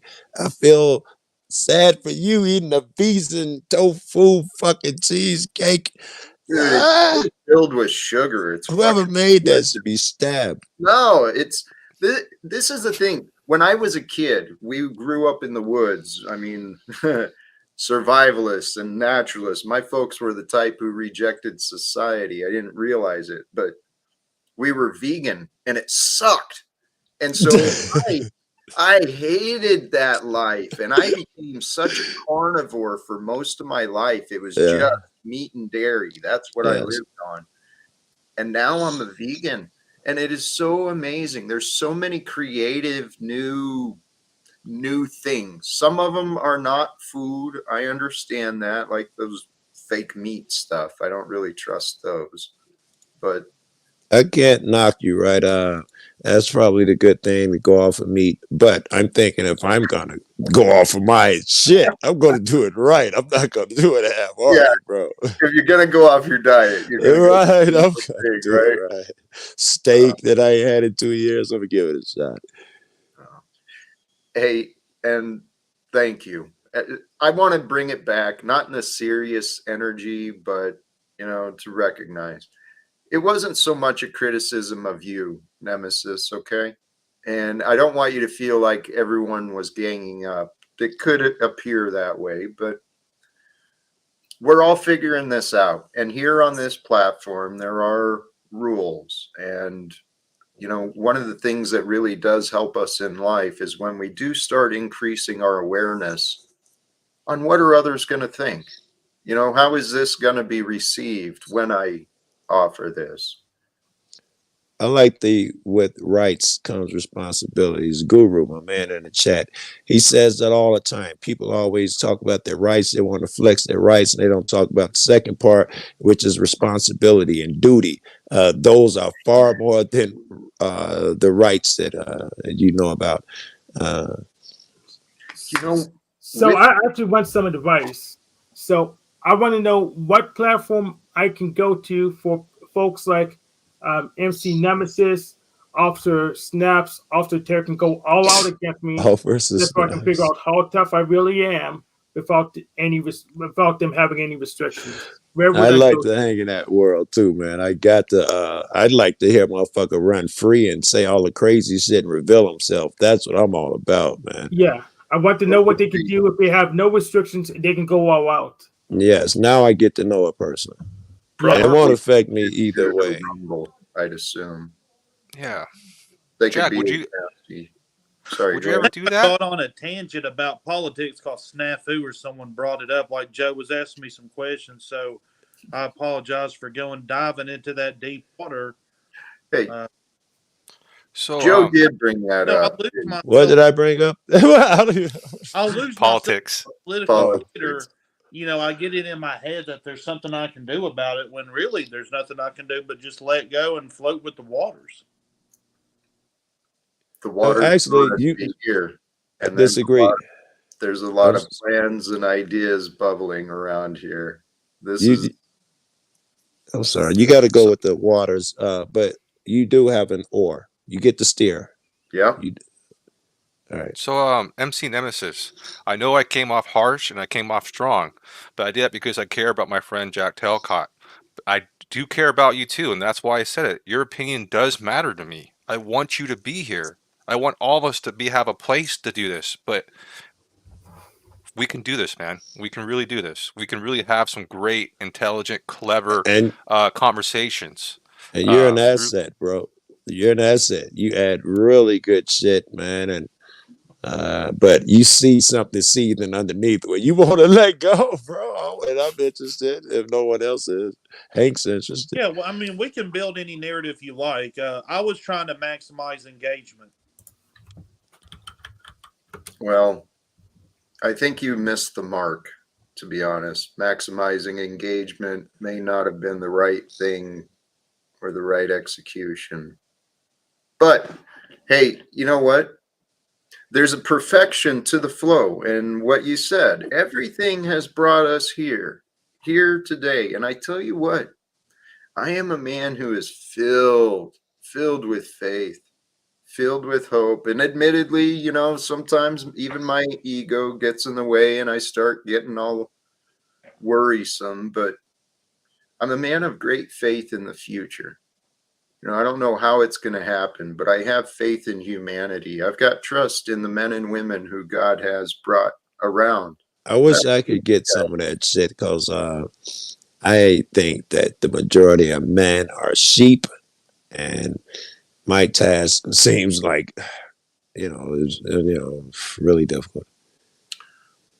You're the one.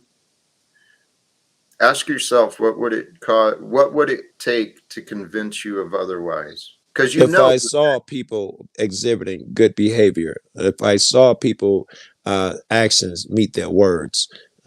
For instance, I don't know who we was talking to, the homeless. We were talking about how much we do for homeless, and someone played a video of one of our buddies. I don't want to call his name. He was homeless, and dude was like, "Oh yeah, you should. I wouldn't let you in front of my house with that shit. Get the fuck on." Or the way we talk about, I'd help people. These are great, but immigrants, migrants come over, and their heart flees. Most motherfuckers immediately be like, their heart doesn't show. If I wanted to help an immigrant, it would not be sticking them in the bus and sending them somewhere and having them sleep on the floor. I see no one really trying to help immigrants. Small numbers of people. Most people think that they're villains and believe that most of them are drug dealers and all that nonsense and coming over here to hurt you and kill you. I don't see the heart of people on a daily basis. It's fucking rare. Yeah, Even on here on the internet, and most of the what will get the most views will be drama and bullshit. There's a bigger appetite for that, and you talk about some positive shit, your numbers drop. I don't what see that. you're saying is, this country was built on immigrants, and that we need to welcome everybody because we are all immigrants. Is that what you're saying? That's what I believe. Yeah. Right.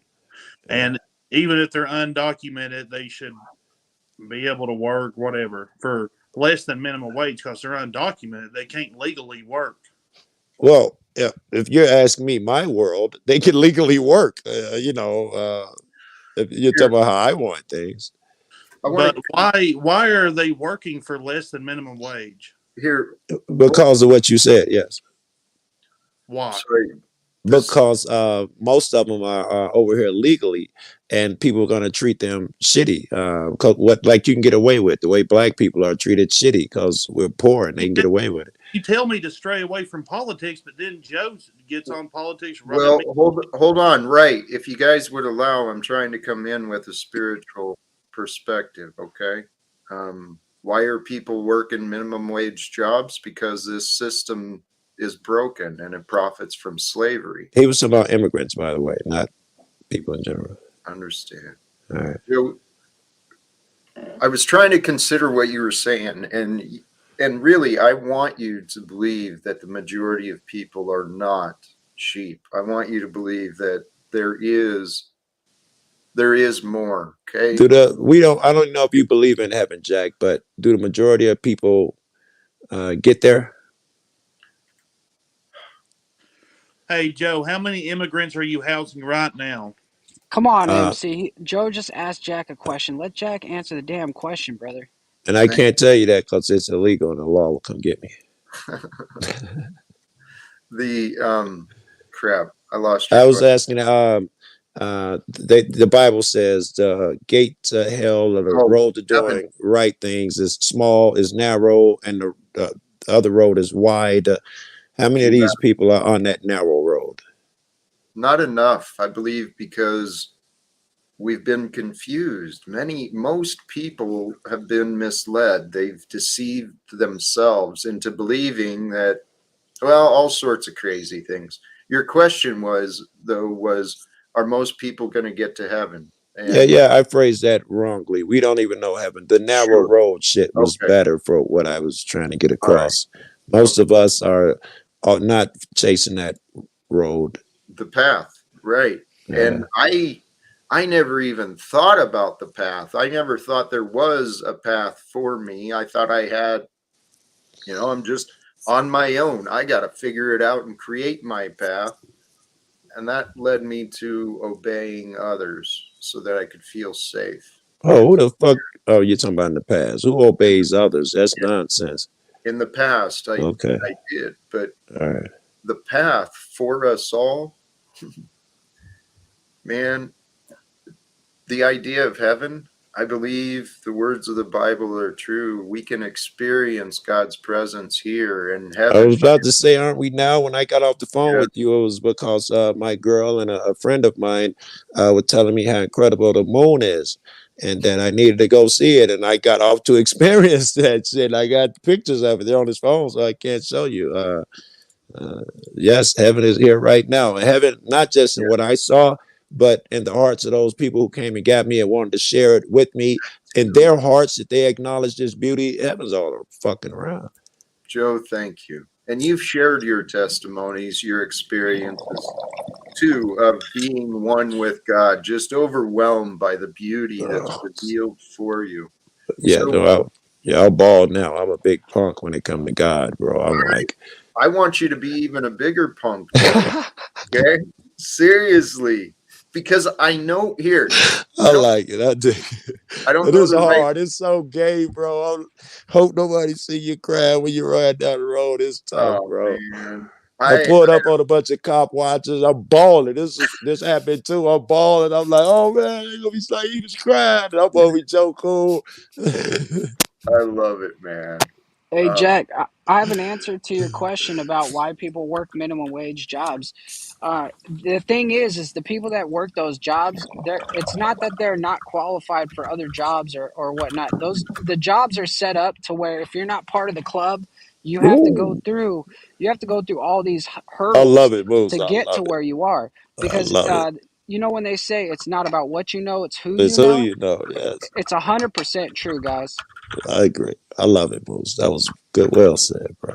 Hey, along those lines, that's why I have faith we can change this world. Because it's not I dig it. who you know, right? It's who you know. And I know that was dope, Jack. Good argument. Fuck you, but good argument.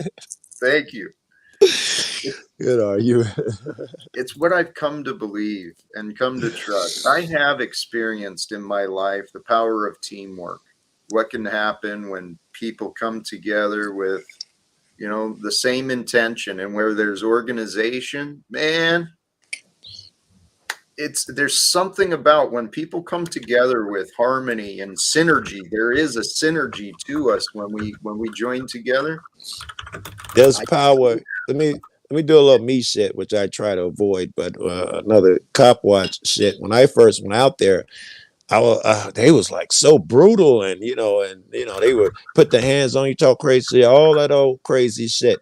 Now I'm not so pompous to believe that I made them change, and they've drastically changed. The only one I It don't was judge the here people. is by Hank. Everybody else has judged me except for Hank, and I'd like to say thank you to Hank. But I don't know why the rest of y'all are judging me. I'm not judging you. I'm forming an opinion about you, Joe. It's natural. All people do it. I haven't judged you. Yeah, I'm not God. I didn't judge you. I just asked you. Sorry. Oh, go ahead, Moose.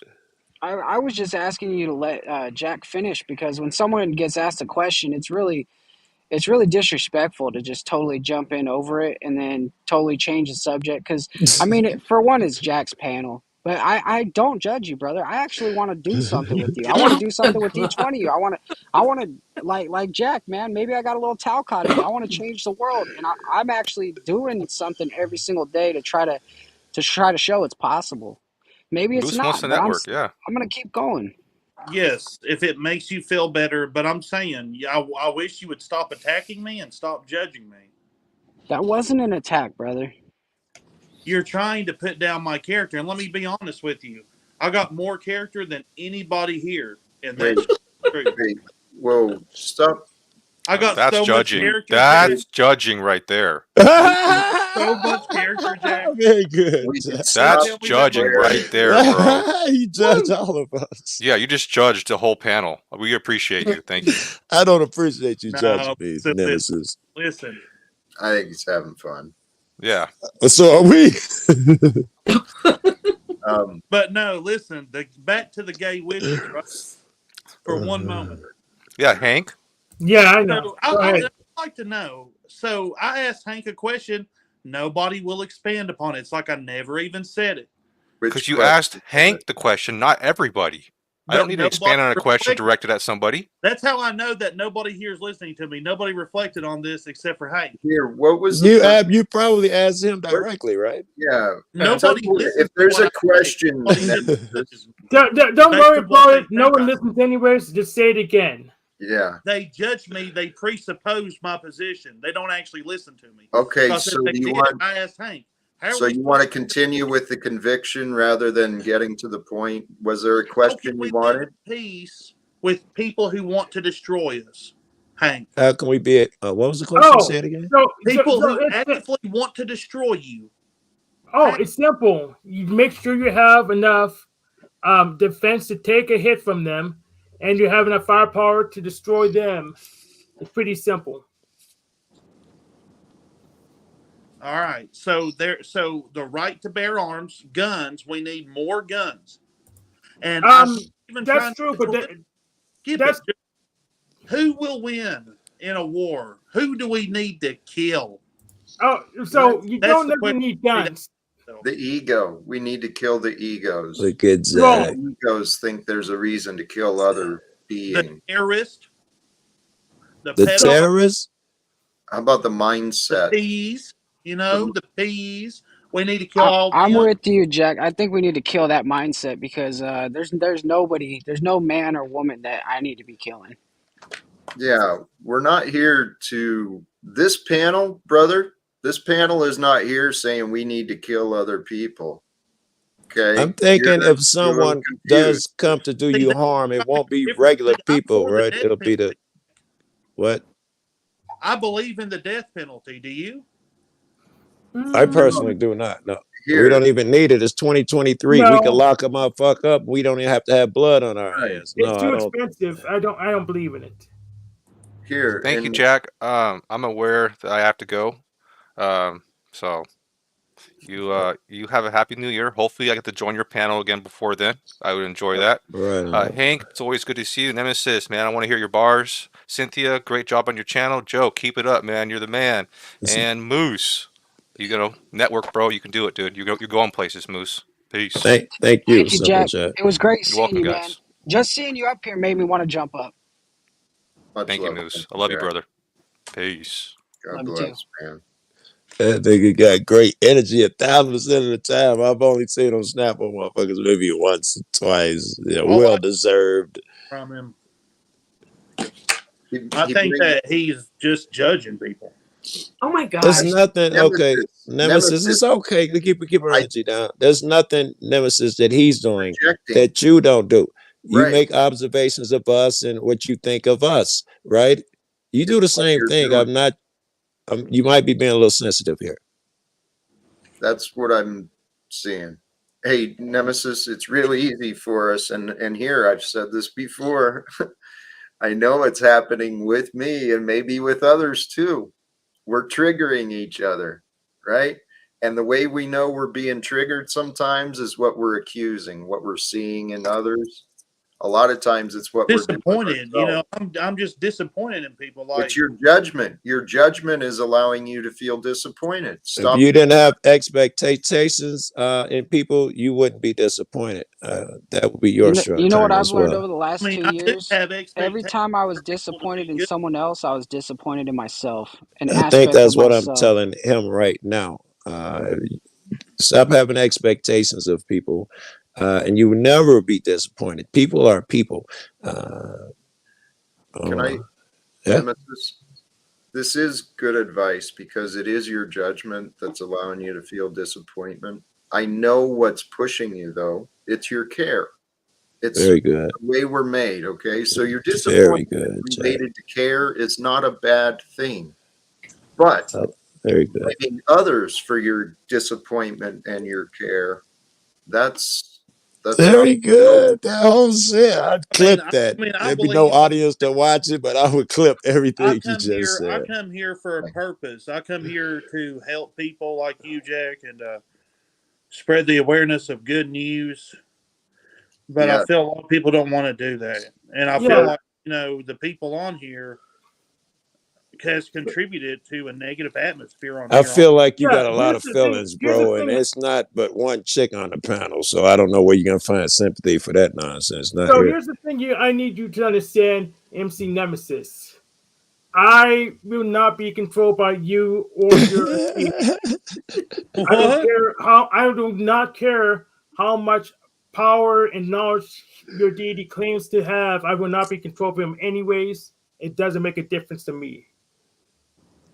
I'm just approaching you with meekness. I'm not judging you for being gay or a witch. That's it, you are. I want to be your friend. Hey, Nemesis, I believe That's fine. I'll be your friend. Thank you. I believe that you're genuine, but you're not honest with yourself or us. And I want to offer you something else, okay? There's a perfection to all things. In your mind, you came to this panel for the purpose that you described, right? To present your truth and to teach others. But I'm suggesting to you, there's a different purpose for your time with me, okay? I think check that out. You may be meant to learn a lesson here as I'm just opposed so to sick and give tired one. of the socially toxic environment, and unfortunately, it's here too. See your Well, I part. can't get enough of I it. am disappointed. Please with see your all of parts. you, and I'm just. Is he trolling? I want better. I don't No, think he is. but I can't get enough of it. Made me feel so uncomfortable. I think he's being honest, but this is. Is he? Okay. Like, just because I'm a conservative Christian, I get judged everywhere I go. Yeah, he's trolling.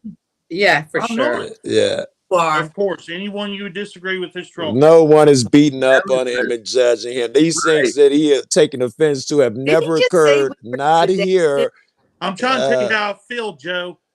Right, but Nemesis, please see your part. You're presenting yourself like you're a victim. Oh, you're so picked on because of your beliefs. That's a false narrative, dude. Yes, man. We may disagree Bible with says you, Christians but ain't will be nobody. persecuted. We may disagree with you, but it's different from persecution, man. You It is. disagree with a lot of my I'm shit, gonna have right? to go pray for every single one of you, honestly, because you guys are living in sin, and I will pray for Totally you. true. Well, No, I'm gonna pray tell for you what, you too because you're also living At a in sin. heart. He's I'm judging us. thank you. He removed himself, and I was ready Yeah. to remove him anyway. Yeah, I think that you God went. damn it. Where'd he go? I just got my phone charged. It died. I came back up here to persecute fat crybaby nemesis, and for real. And now he's gone. This is absurd. I'm leaving. Well, I'm still here for those states, so you can try your hand at No, me. you like it when I abuse you, so I'm not doing it. Right. Yeah, of course. That's gonna provoke you, especially since you don't have monsters. That's so true. Besides, you yelled at me earlier.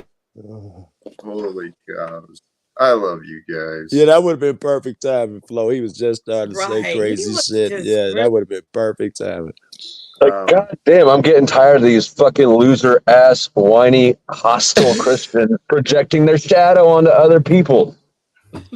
I feel you, baby. I know it doesn't apply to you. It doesn't apply to Cynthia. You two are great, but like, you need to get these narcissistic losers in order or tell them to stop repping your crew. They're fucking out of control. Yes. So what I want to do is get them in under my control. I need them to project their light, their shadow onto me. Then I'll have control over the whole system. Then I can fix at least a couple of things before you lose the power. Okay. I don't know. Also, I guess while I'm here, Joe Cool's pretty gay for crying. What happened? I'm gay for Christ. Yeah, I told you, bro. I missed that. What do you What? say? It said so cool. You're gay for crying. This is a poor substitute for going at Fat Nemesis, but whatever. I got you. But I did. I mean, in all seriousness, though, I thought Jack and Hank had a great conversation going on before the shadow projecting entered the scene. Yeah, we did. That was a good conversation. Yeah, I'll be honest. Fuck it. I don't even know the guy. I think Nemesis is a plant.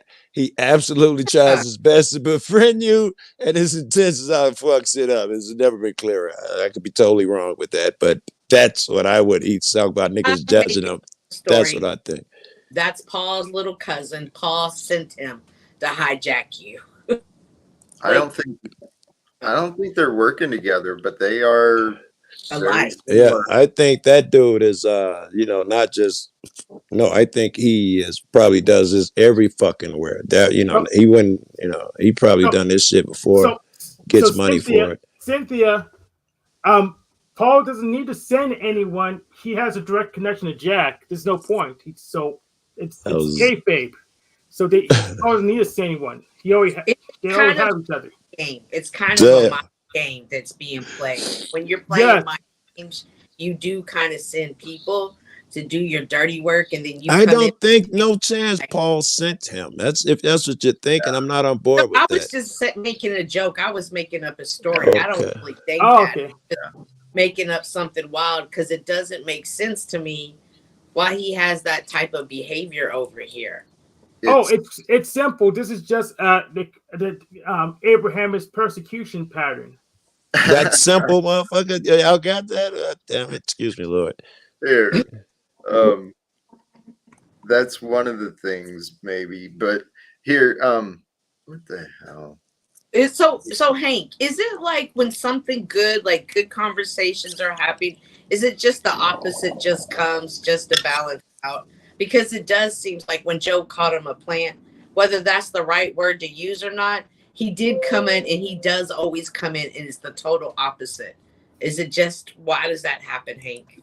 Oh, so yeah, so that's why I'm even more careful. Instead of calling a plant, I want them make my narrative is that whatever it is, they're in on the system, so they're not worried about being on the outside. That's why I call snaps off snafu officer snaps and Tarek officer Tarek, because I want them to know I perceive them to be the system, so it changes their behavior. Listen, I leave room for an alternate thing occurring there with him and other people who I think are paid by the system in some form, maybe a stipend or something larger.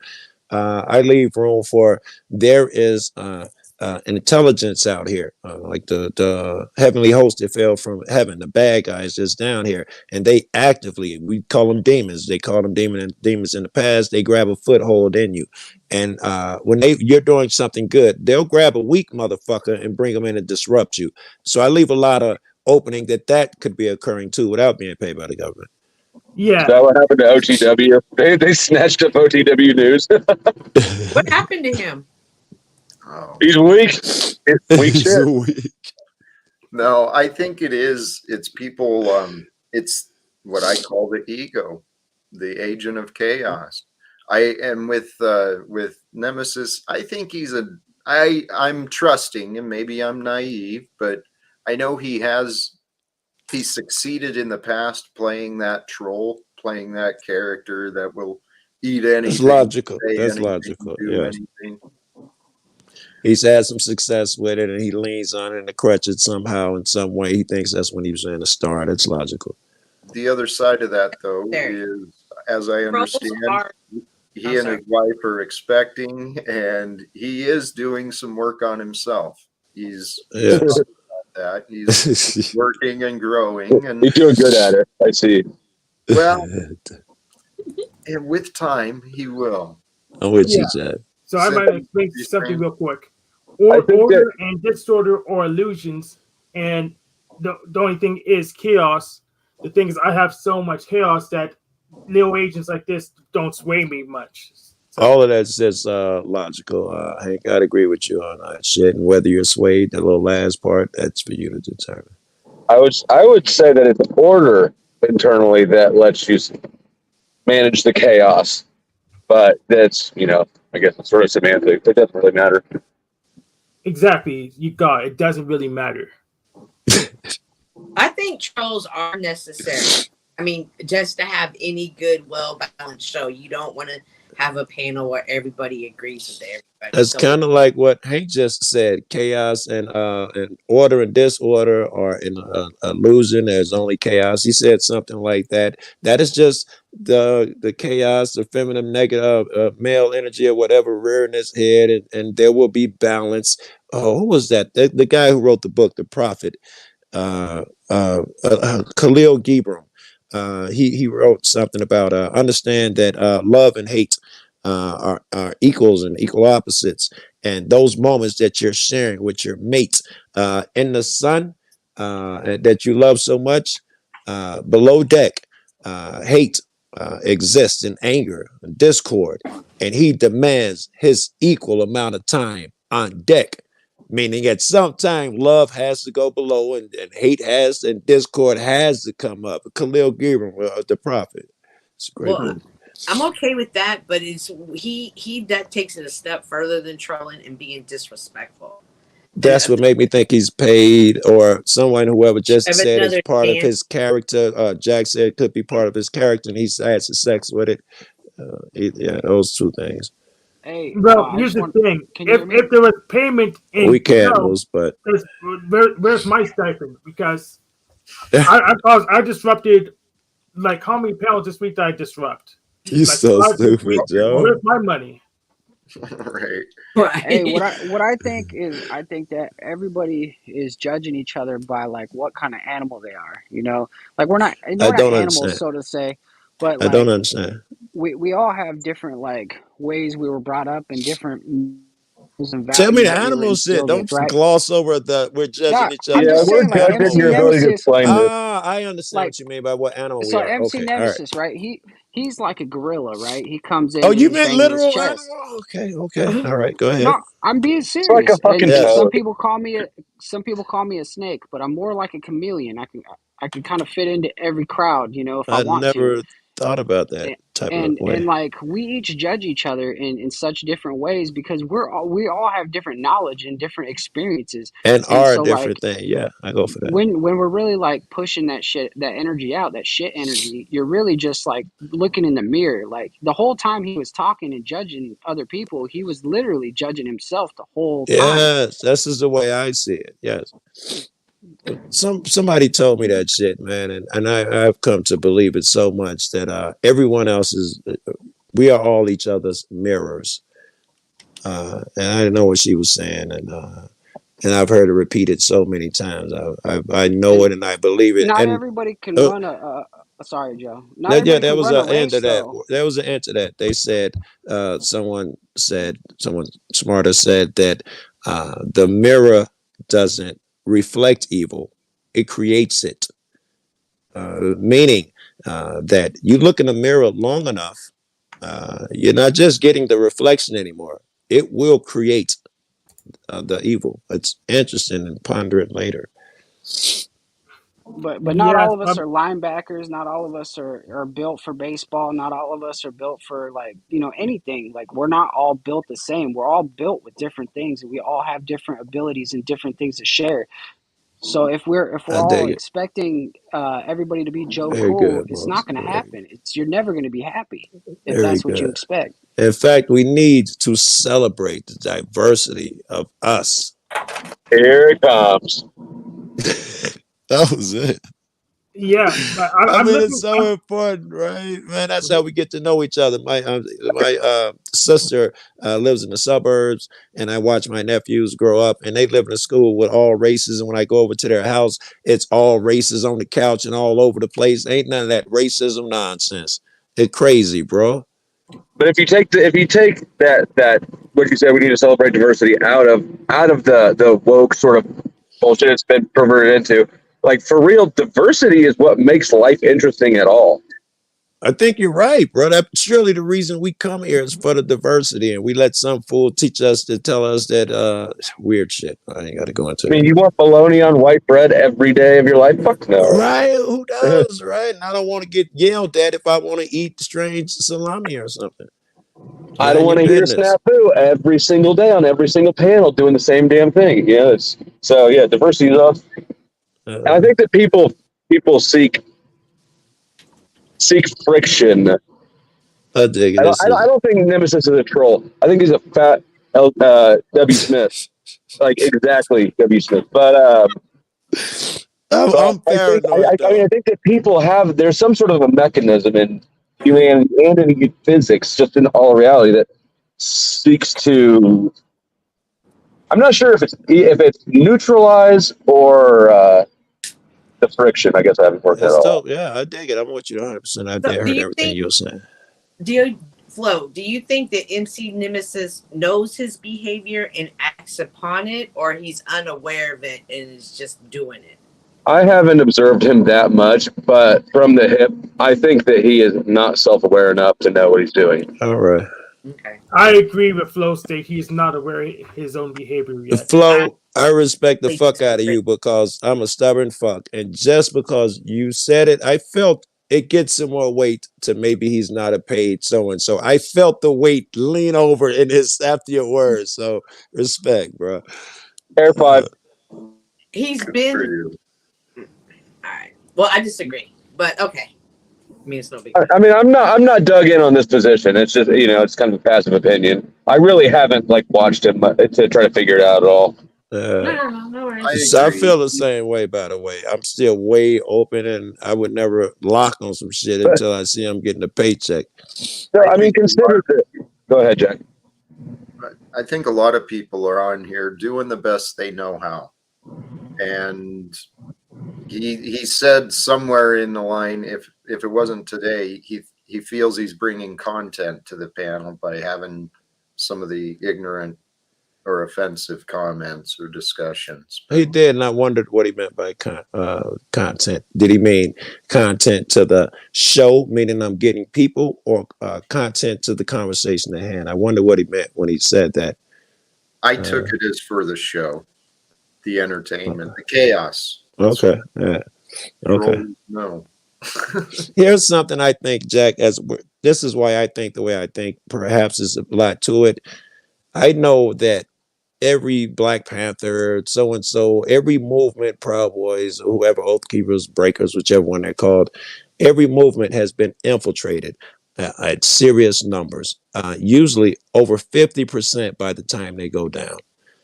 Crazy numbers. That's how many motherfuckers are being paid in your organization. And I also know that the targets, because they wrote who the targets are, people who talk negative or have negative opinions about the government. They're on a list of people to be censored on YouTube. Blah blah blah blah blah. If I'm the operator of the CIA, this is where the battle is, right here. Because we've always been in control of the media. Now we don't. This is where you send the serious men. So all these things considered, the percentage, I assume when I'm on panel, 6 out of 10 motherfuckers is getting paid through the gate. You got to talk me down from that. That's where I'm at. Wow. I want to respond to that. So CIA, you can email me at ofla803@gmail.com. Give me some money. I don't. I think the organizations Joe referenced were initiated, not infiltrated by government for reasons. But that's a tangent. I dig it though. Yeah. I don't think that they would need to send people in here. Honestly, people like to consider this a truth community. It's not. It's the drama community. It's the bullshit All community. those things considered, Flo, a guy is inept at his job. It's if he is become not the listening Mandela to me effect and Paul. and Earth-shaped fight community. All you need to do is put one or two big names at the tops, give them a few 100,000 subs or whatever, and then have them promote something as it's just like Mandela effect. We got the groupthink. We've got no measurable or objective, results. You can rummage around until you find your thing. It's like the perfect way to get people to loop off into their own I stupidity. dig it. It's a distraction in itself, and it works. I dig And it. everybody's sitting around focusing on corporate logos. That's not truth. Yeah, that's it. It's yes, I give that 90%. That would be my response though, and that's why I don't think that there really are many paid people. I think that sending somebody like Snapping Snapson is not effective. It's way more effective just send in a topic and shift it. What do you think about my my assertion that if you're not here listening, you're inept at your job. You're not just Mr. Elect duty type shit. You're inept.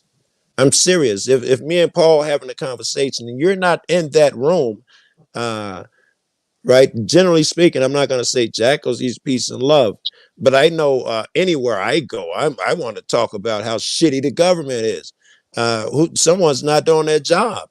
There's a lot of people out there like that shit, right?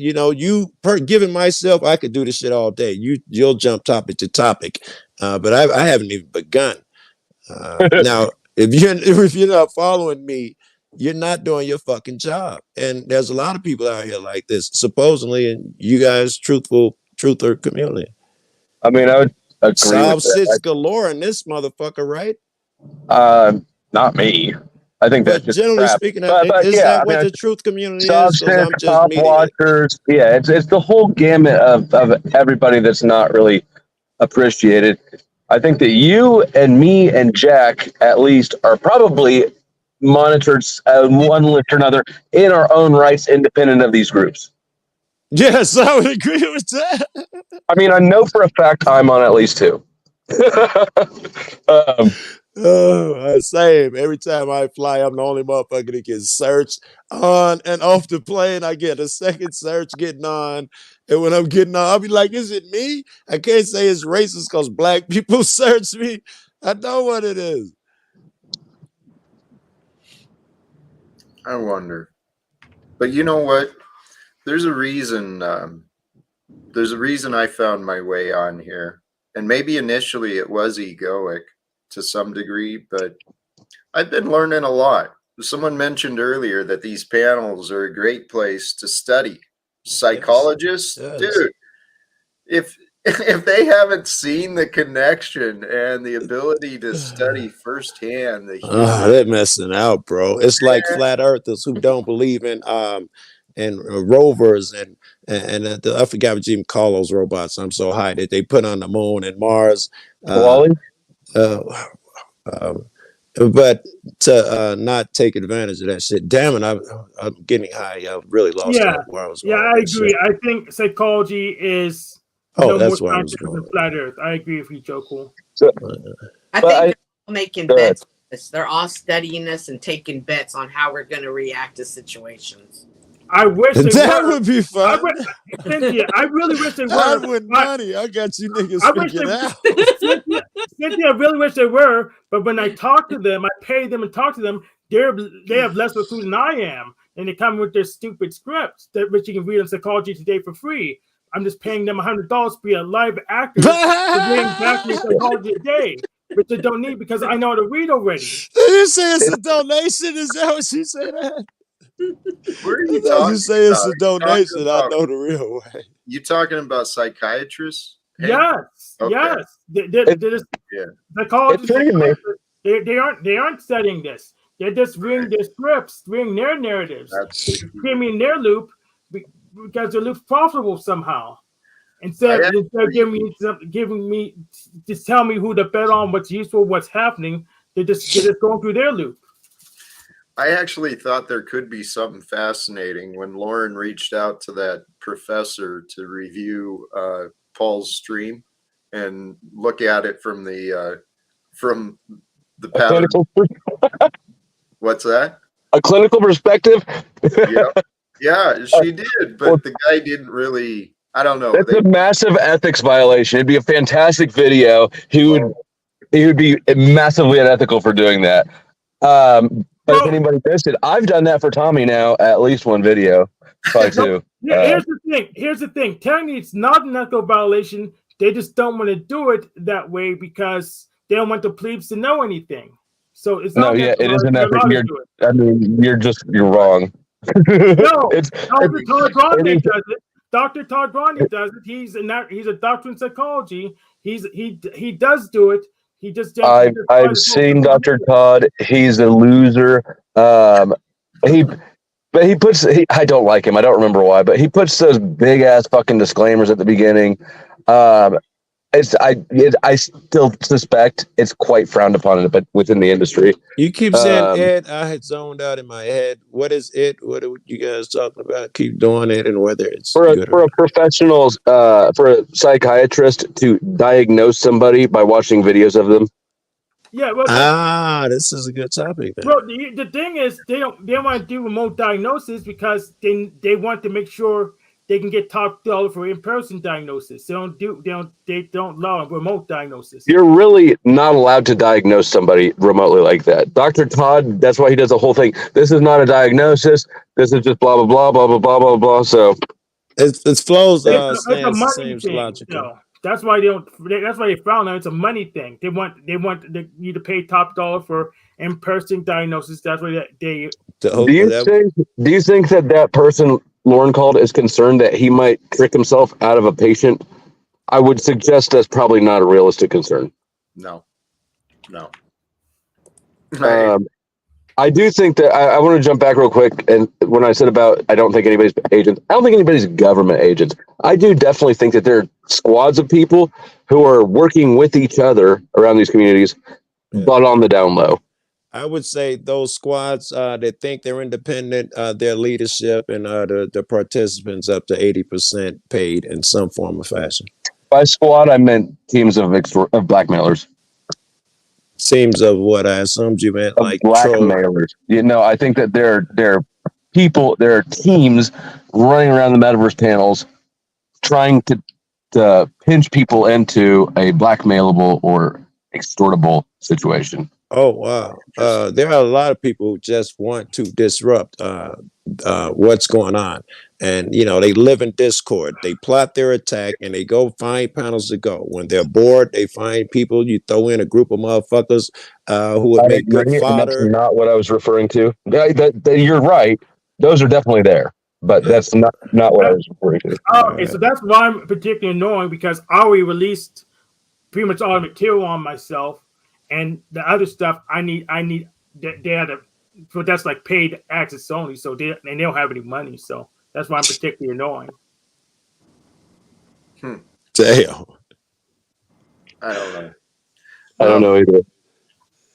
All I know is I'm hoping the world can wake up. I see a lot of us. We are in this group. There's a lot of people who have awakened to the corruption of the world. I'll interrupt you, Jack, a little bit about what you're talking about. You say hope people wake up. I think that, and you can't do it with hope alone. I think you must have action. And I think you would agree with that. People must actually do these things. They can't just hope it. And when you think in terms of how many of these people are willing to do, so that determines whether they will manifest or not. How many of these people who hope are willing to do, be that good person or whatever the moment calls for. I get depressed when I think a motherfucker will actually do a thing to help someone else. The default go-to of most of the people I know is, I got to help myself first. Not in the sense that we say it as in you if you help yourself, you're sharper to helping others. Not in that sense, in the sense that I cannot help other people. It's an excuse. Yeah. We use that. I can't help them. I got my own stuff. Yes, that's exactly verbatim the way people say it. Yes. I mean, there is a truth to that. There's an excuse in it, and there's a truth to it.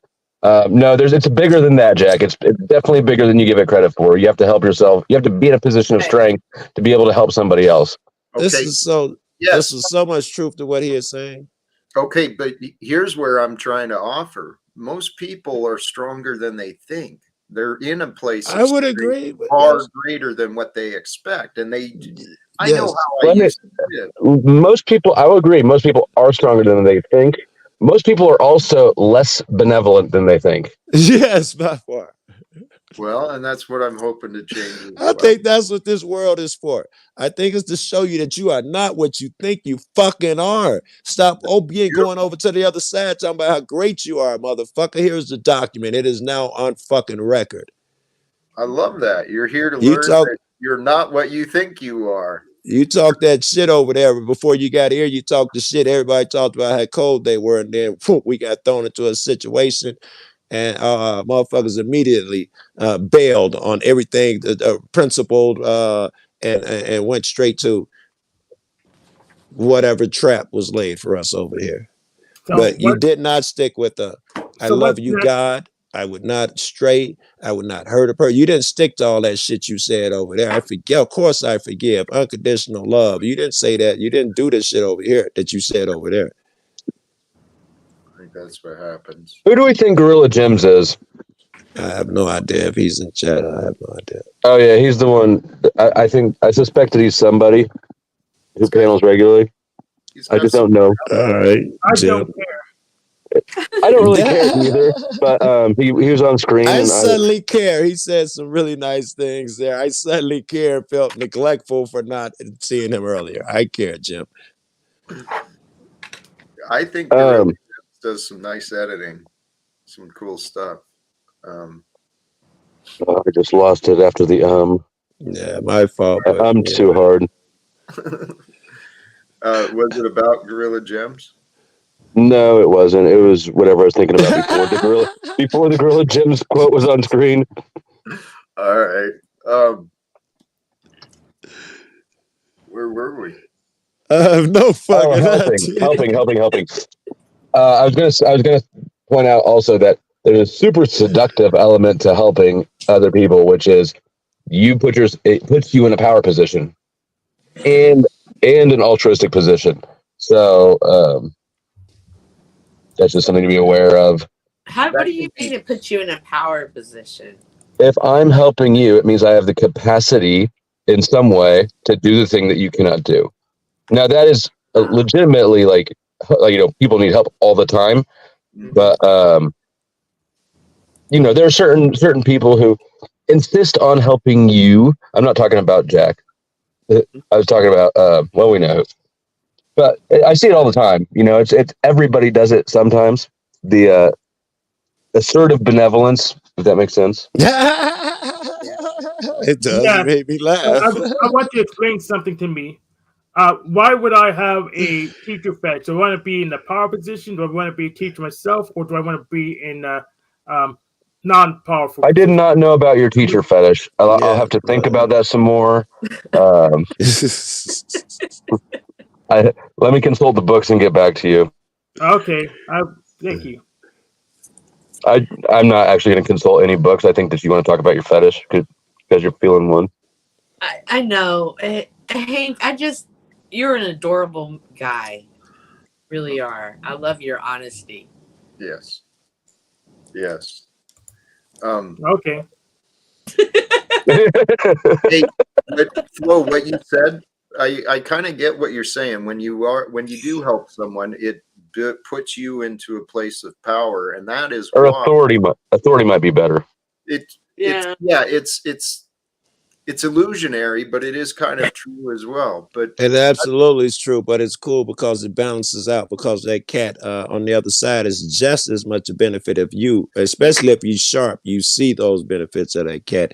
It's not like you should ever really fulfill that I'm a figure of authority, because you're helped by so many people, including the guy by you. I'm assuming he's a friend and it's helped you. And I'm not even talking about financially. I'm just talking about however the fuck he helped you. If he needed to push your car or whatever, help a feeling of authority nonsense. He's been in that position just as much as you. You should know it's just part of the game or whatever. Amen. Do you think everybody's a teacher? Of course, but not everyone's a student. Not most people are not teachers in the way that they think they are. I am not a teacher. Yes. Never Float think. this way. Yeah, Hey, float this way. there was something when the idea of gaining a strength when we help each other, that is even more evidence that when we feel broken, that's exactly what we should be doing. When we're helping each other or going. Yep, we should go find someone to help, even though we're feeling broken.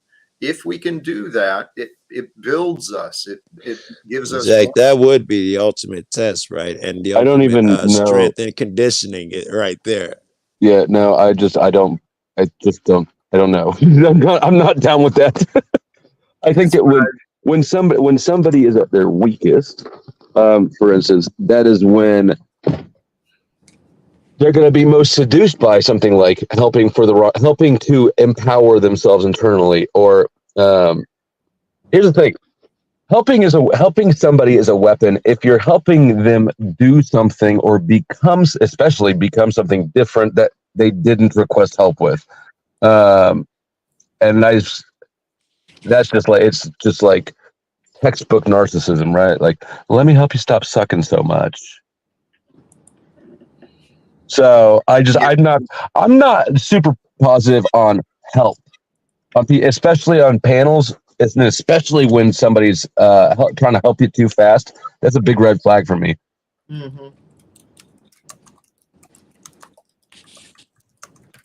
And I mean, if somebody's trying to help somebody do something or change something that they're not wanting to change, then forget it. It's like, that's absolutely not help. I'm talking about Tommy. Whoa. I just got in. I was talking to someone else, but that little part right there, if that person doesn't want to do it, it's absolutely not help, is the part I'm taking exception with. Because when you come to that person's not going to want to do it, right? I mean, every motherfucker you run up on it, they don't if somebody change. Lots of people need help and know it. I was talking about change. I don't know. That's what you No, get for I was talking jumping about on the end help. of a conversation. You can't help rape somebody and say, "Look, I helped you liquidate your assets because you forgot to pay your tax bill." You know. Yes, that's not. If I understand the analogy, it's not helpful. It's a cop mitigating circumstances. You know, hey, I gave you, I only gave you 2 tickets when I could have gave you 7 and locked you up. You know, it's not really helpful. That's why you always fight your tickets nonetheless. They say, well, we could have given you more tickets. It turns out they probably screwed up on all the tickets it did give you. So always fight your tickets. I'm fighting some right now. They just moved my court date. It was supposed to be like a week ago. They just moved it. And I had sent them a motion, a request for discovery, and it was like 3 pages long with all sorts of shit in there. And I know it got their attention. When I called to ask for some information, they put the judge on the phone. No shit. I was like, just pay the $50, son. It was a chick. She said that you know what, we're gonna change the court date, blah blah blah. And I said, all right, great. Could you send me an email so I'll have a record of that, just in case it comes up later. And she was like, I'm sorry, we're not that unprofessional. I was like, still, I like it for the record. And they sent me something, and it starts off. The court has agreed to pass your December docket. I take exception with agreed. You agreed to pass? Agreed with who? I didn't ask to be fucking passed. And so I wrote them another 3-page fucking letter about that shit. That's fantastic. I had help too. Were they saying they agreed like you proposed it, or were they saying And that's how I took it? Like the law proposed it and they agreed? No, I don't know. I'm sure they'll explain it to me. I'm assuming I'll have their attention. I think Joe took it the right way. I don't know that it matters, but the courts, like prosecutors, are so like subtly cunty like that. Hey, yes, documenting all this and turning it into a video, Joe? Yes, I am. I already got 2 of them up. I got the first one where I was going into Texas. I just got into Texas and the guy pulled me over. And then I got a later one when I went to court, and I decided to fight it. I made a video about that shit and about the cop. I went more in depth about the cop. And yes, I've been down there. Fucking, it turns out it's a small town. And everybody was like, are you that YouTuber? Are you that YouTuber? In the stores I went to. So I made a lot of noise there. And I went there just to... footage of what it's like when you go into Texas? Do I have raw footage? Yeah, just the B-roll, just raw footage. I have tons. I've been to Texas a lot. I got tons of Texas shit, yeah. For this case, when them asking you, are you the YouTuber or anything? Do you have I got the videotape of the pullover. I had a camera in the car. I got a camera. My girl had a camera, so I got a lot of that. And I got some of the people in the town. I've looked at some of their cases. A couple of them, at least, I put in the vids. I've got emails from people there, and I've talked to a lot of people there. I went there just to smoke a blunt because I'm an asshole. In the lot where he popped me off, because after looking at him, turns out it looks like he does that to everybody. He looks for out-of-state plates. So because I'm an angry kid, I went up there, no reason, and it's Texas, and I went there to smoke a blunt in the lot. Dude, I'm not going to say anything because it's probably not past the statute of limitations, and it's more than smoking. But I do exactly the same fucking shit. I stomp on a rule just to stomp on the rule. I don't so much anymore because sometimes they catch you. But I used to blow with my when I did drugs with my probation officer's card because I was angry or childish or something. It's the same fucking thing. Yeah. And we all had Dare bumper stickers on our cars in high school, right? Just to kind of. Yeah, my girl had one said "fuck cops," I think it was, with a finger on the back of her car. She must have loved cops. She wanted to see more of them. You can tell what she felt about cops. You could not fuck with me and be pro cop, pro government. No fucking chance. She get her ear torn off every fucking day and night. When I open my fucking mouth, I'd be trying to. So you still believe that Biden is a great man? You know how I am, bro. Hey, earlier Jack dodged the question. Who would you want to be your defense attorney? Me or Cynthia or who else was it? Tommy. Tommy. And Hank. And Hank, right. I'd pick Flo. You should go with Flo, Flo. He thinks I'd prosecute him. I think Flo's a good choice too. By the way. Yeah, I do too. Yeah, it would depend on the charges and depend on the jurisdiction. What are we facing? International terrorism Well, and sodomy. Somehow they got a sodomy charge in there. We're not sure what that's about. We're asking for discovery. asking for discovery. Hey, I had a friend who was drunk one night and Flo's no longer a good choice. Right. and bent the ambulance driver, and they got him on domestic terrorism. He did what to the ambulance driver? Bit his finger. Bit. Uh-huh. All right. They got him on the T charges.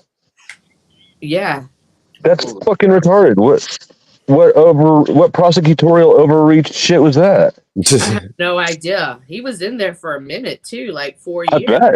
Well, there's more to it. I would not assume you simply bite someone and get those charges. Well, he now. was. Come he on. was. I mean, he definitely had a record, and he definitely wasn't always in his right mind. He was cool with me, but I wouldn't take that at just. Yeah. You know, I wouldn't worry that if next time I bite a motherfucker, I'm going to get terrorism charges. I wouldn't be running around worried about that shit. This happened years ago. I mean, I think it was like a new thing that was coming in. I know of He must have fought them really bad or something just to be biting them. I saw a guy get those charges. He had been to war. He's got PTSD. He I think he just hit a pothole, but it was so loud. He thought it was a bomb going off in his head. And he went in the back seat. He grabbed his flap jacket and he sat in the back seat and put it under his butt, which is what they were taught to do in case there's an explosion. It'll help your butt. It won't tear up your butt. And the police roll up on some guy who's acting weird. Nothing happened, but he carried a shotgun in the car. So because those two things occurred at the same time, he caught those charges, and it took a while. He turned out to be a great dude. The game is that your bond and your lawyer's retainer are all based off of your charges, right? So it's just they overcharge the shit out of people that they want to send to prison, and there's no consequences for charging somebody with whatever they want. The prosecutor can literally charge you with whatever the fuck she wants and just drop it later. Yes. Not only that, the cop is encouraged to do so because it puts her in a better position when she has more charges. It gives her more leverage. And so she'd accept that nonsense from the cop. See, this is the whole system is built. Lives get destroyed by accusations. And the court system, some of this shit is so slow when people are trying to stand up for what's right, and they go through hell.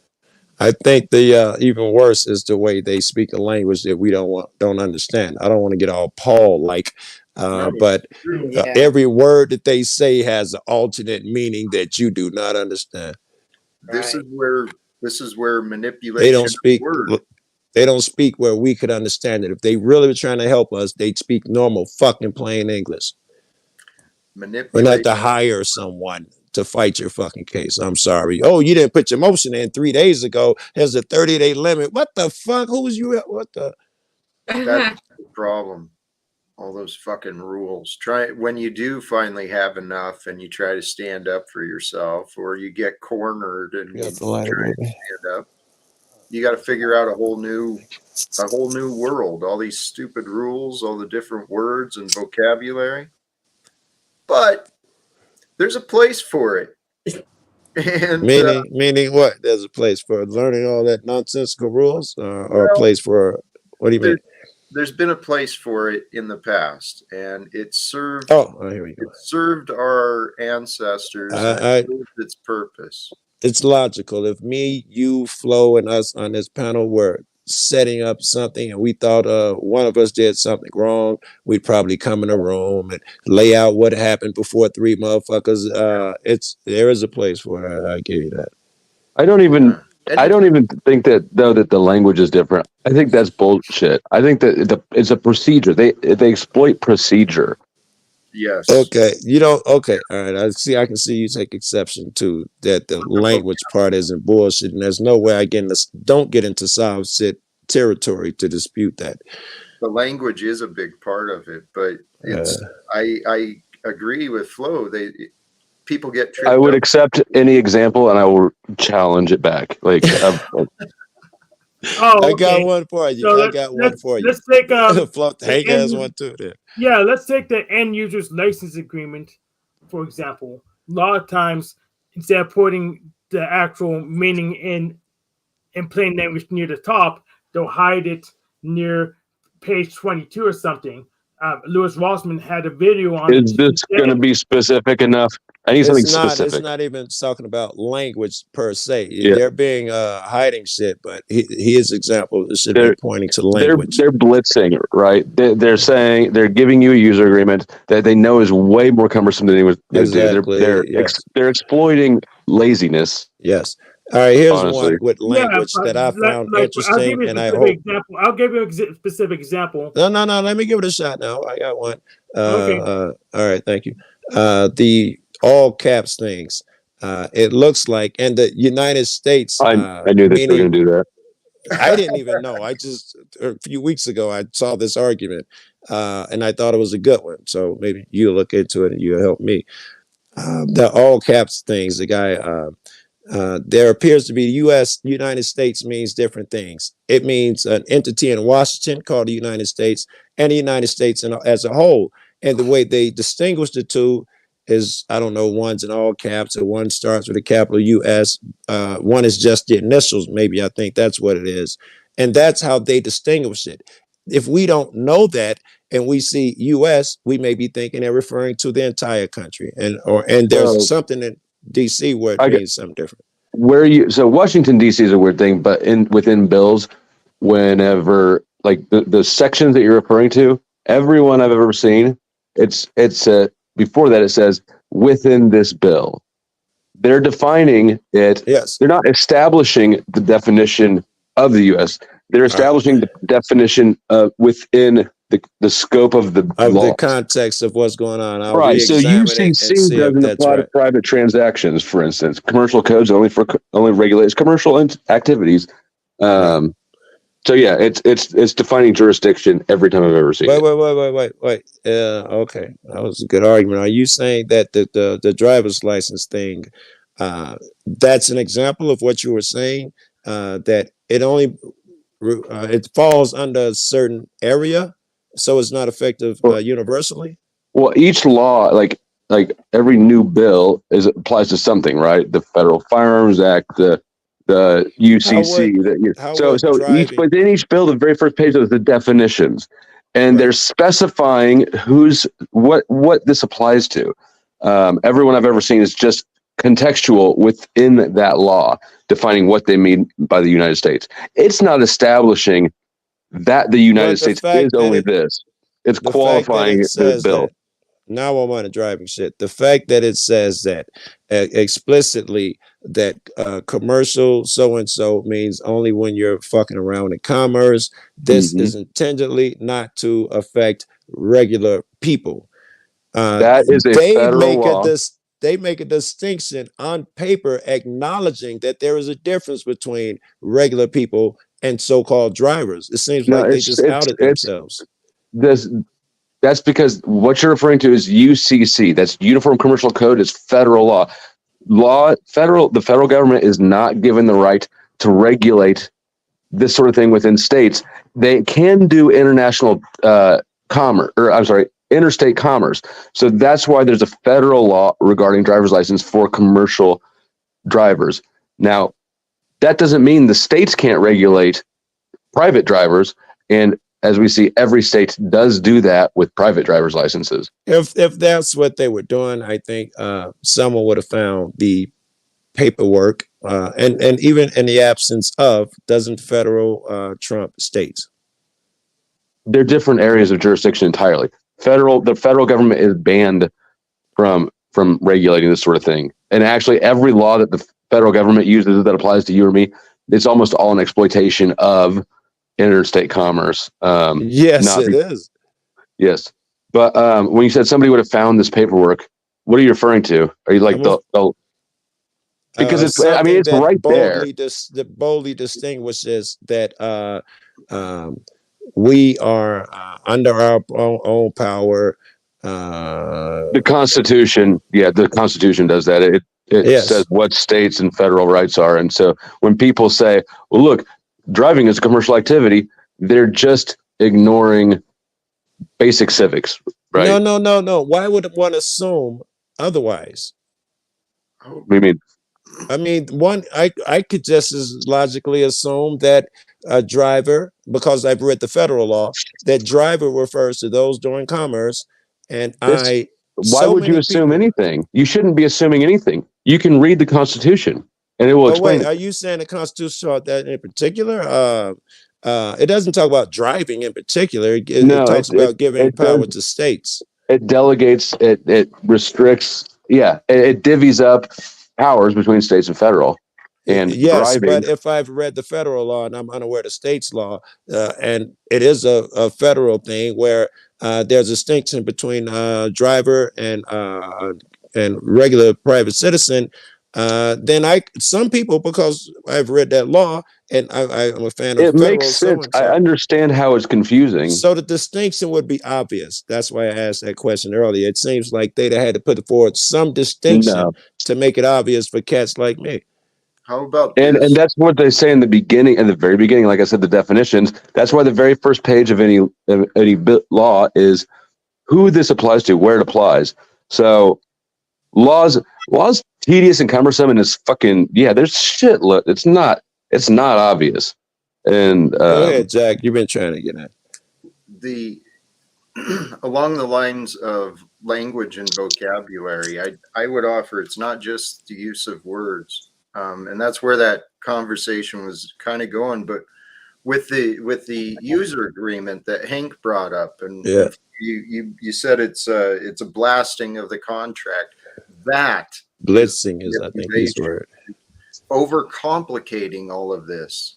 Yes, overcomplication is why we have people who attorneys. Oh, good one. Got to hire people to navigate through it. If they go through this extent to overcomplicate things, it's not a leap now to think that they would use words in different ways. Right. Yeah, in fact, they do use words in different ways, and they say so. Yeah. Yes. I don't know that I think that overcomplication is necessarily the tactic, right? Because the government can strong arm people just so easy. You know it is. You know all of that fucking shit. No, I don't. I think it's to defend themselves, honestly. Like, okay, and to work with each other. I don't think its primary goal is to screw over the guys. You know, like senators aren't writing commercial code so that they can confuse us dumb fucks. We're just confused. No. They're meant to attempt to obfuscate, in my opinion. Yeah, it's an obfuscate, yes. so they can have a defense, because if they don't have a defense, a reason to say, "Hey, this is bullshit." So it's logical that they would obfuscate. It's in their favor. It's in their best interest to do so. It's contrary to their tactics, right? They've got standard operating procedures. One is to exploit procedure. Another is to just overwhelm. They're just going to hit you with so many charges you can't defend yourself. That's what. But this doesn't mean that this tactic would be left out. And but prosecutors and cops don't write the law. Politicians write the law. Well, actually, lobbyists do. But go ahead. Yeah, anyway, here's the thing: they want to use the tactical thing because a brute force method won't work forever because enough people will just overwhelm the brute force. Agreed. Tactics are all to their benefit. We know that they are low-life creeps. Here is an opportunity. Why would they not take it? They would, and everything that they do, their absence of trying to liberate you from the thing indicts them that they're trying to hurt you with the thing. There's no way for us to really know what the full intention is. They are fully aware of our ignorance. Every judge knows that the cop stacks charges, the DA accepts them. Every judge knows that, and they make no steps to disarm that process. It benefits them. Mm-hmm. Yeah. So it's the same way with the language. They wouldn't suddenly adhere to their language and not use it against us. It benefits them to do so, and they've shown that they have a proclivity to do so in the courtroom. I just don't think that. Yeah, I mean, we don't know. We're just speculating, and the only thing we probably know is that there is no uniform answer. I'm No, thinking I'm no, 100% it's called right on this one. Gino. Fuck There you It's go. a pattern. Here, Gino. it's there's one common function that's happening with all of this, and it's all processed through the human mind. And all of this, the way the laws are written, it makes sense if you bring in the idea of a spiritual battle, and the goal is to control mankind and to keep us confused. Guess what? The systems are in place. And they would logically be used by those bad guys. I'm with you. Well, and there's a lot of people unintentionally, they're And just following with the system. it's man's nature to do these type of things. We've already agreed to that earlier. Why would the system? The whole thing is built on a fallacy, right? The crime shit, Yep. they know that it's ineffective. They don't up and stop. It shows that they will take every opportunity to fucking, if they can get a squeeze $1 out of you, nigga, if it just means switching a few words The around. orientation of the legal profession is to make your position as invulnerable as possible. That's what Hank said, and I agreed with him. In doing so, it would be wise to change the language and fuck people over in every way. They're more protected that way. That, I think that's a side bonus. And if you are defending yourself the best way possible, you're buttoning up every single point of attack you can foresee. In a country this big, you're gonna have a lot of fucking paperwork. That's true. It's not just the Okay, Joe, you know what? I'll tap out on this one because it doesn't really matter. They're trying to get you. It's intentional. I think it is, man. I think it's probably racist too, if we're being honest.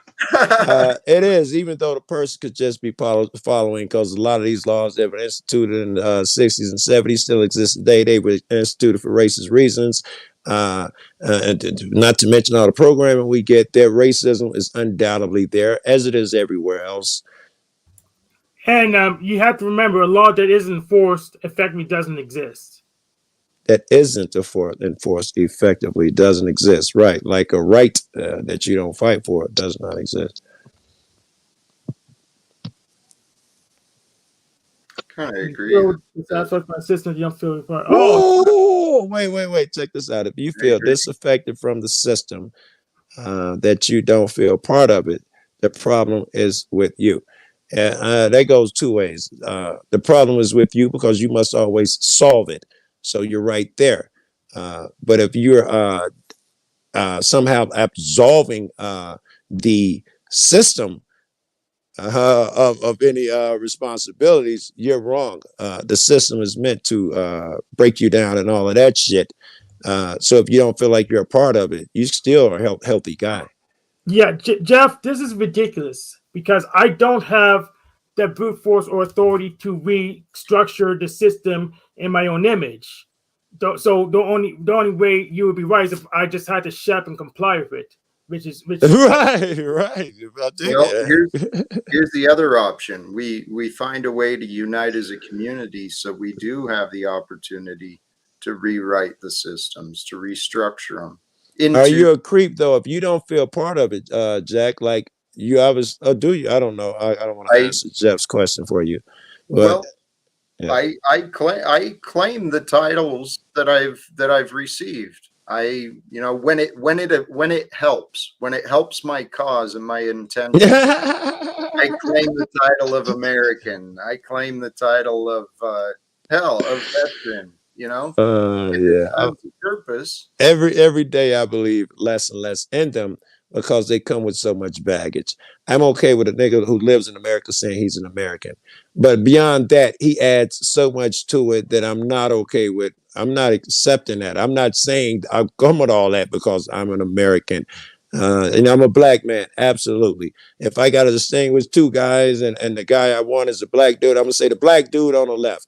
It's just a descriptor. If I can say that, we're fine. Without you saying you're assuming that all of these things about a black man. That's why I'm discouraged, period. There is no such thing as what people believe is a black man. It's just an identifier, right? You can water this shit down endlessly. All men come from the same place and they all spread out or something close to that shit. Well, when are you going to start calling them motherfucking American Indian? Because his people were there somewhere else before that. All right, they came over from Africa. So are they really African? We're all citizens of These the are the fucking questions world. that we concern ourselves with. That doesn't really matter.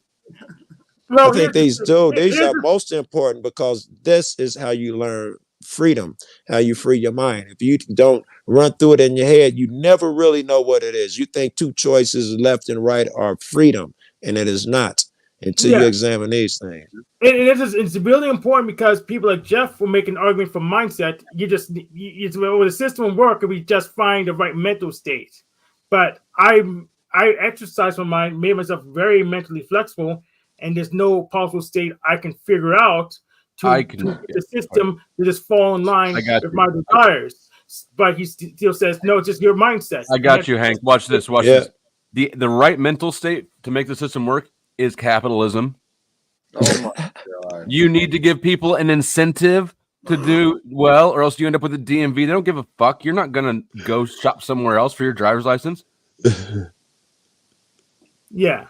Capitalism is this reward and punishment system. It's served its purpose.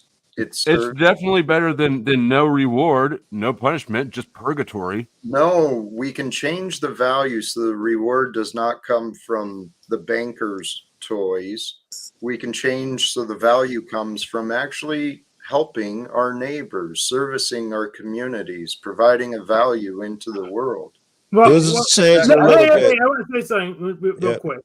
So if flow state is correct, it's capitalism, then the scammers already won because they can get I heard that fuck shit earlier. They can get resources without offering stuff. That means they have a competitive advantage against everyone because they have a way to get money. They at least have an advantage just because it's inherent in capitalism. It's a race I didn't now. listen to all of what Hank said. He said I was trying to ignore him dragging that conversation back up.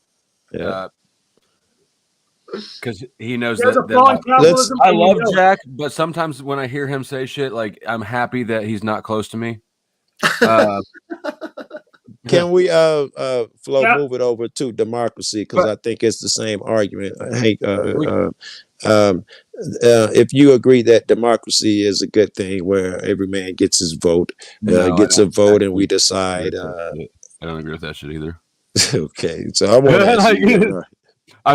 And I'm not saying that just to be disagreeable. Right. I mean, how do you feel about lynchings? Because that's a perfect example of democracy in action.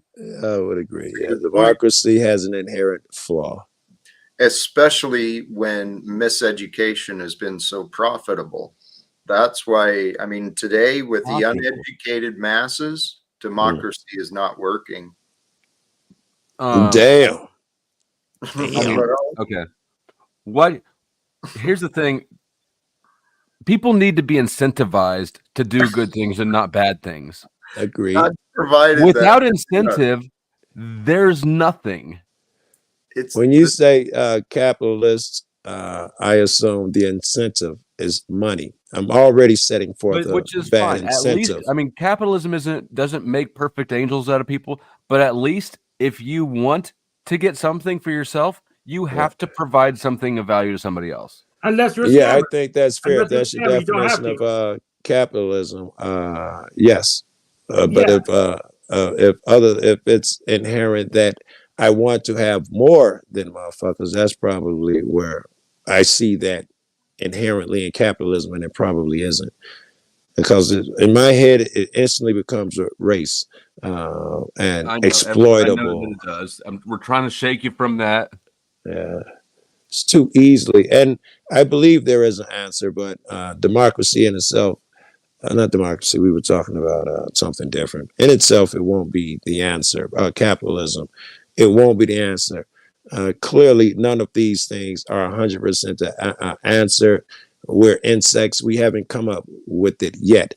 Whatever it is, I bet it's based in morality and righteousness. The one that works, those will be where you point your incentive. I guarantee you.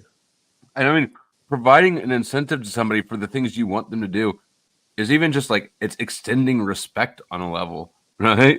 It's not being entitled to just having people work for what you view as the right thing to do. That's kind of arrogant. Yes, inherently so. It's hard to argue that.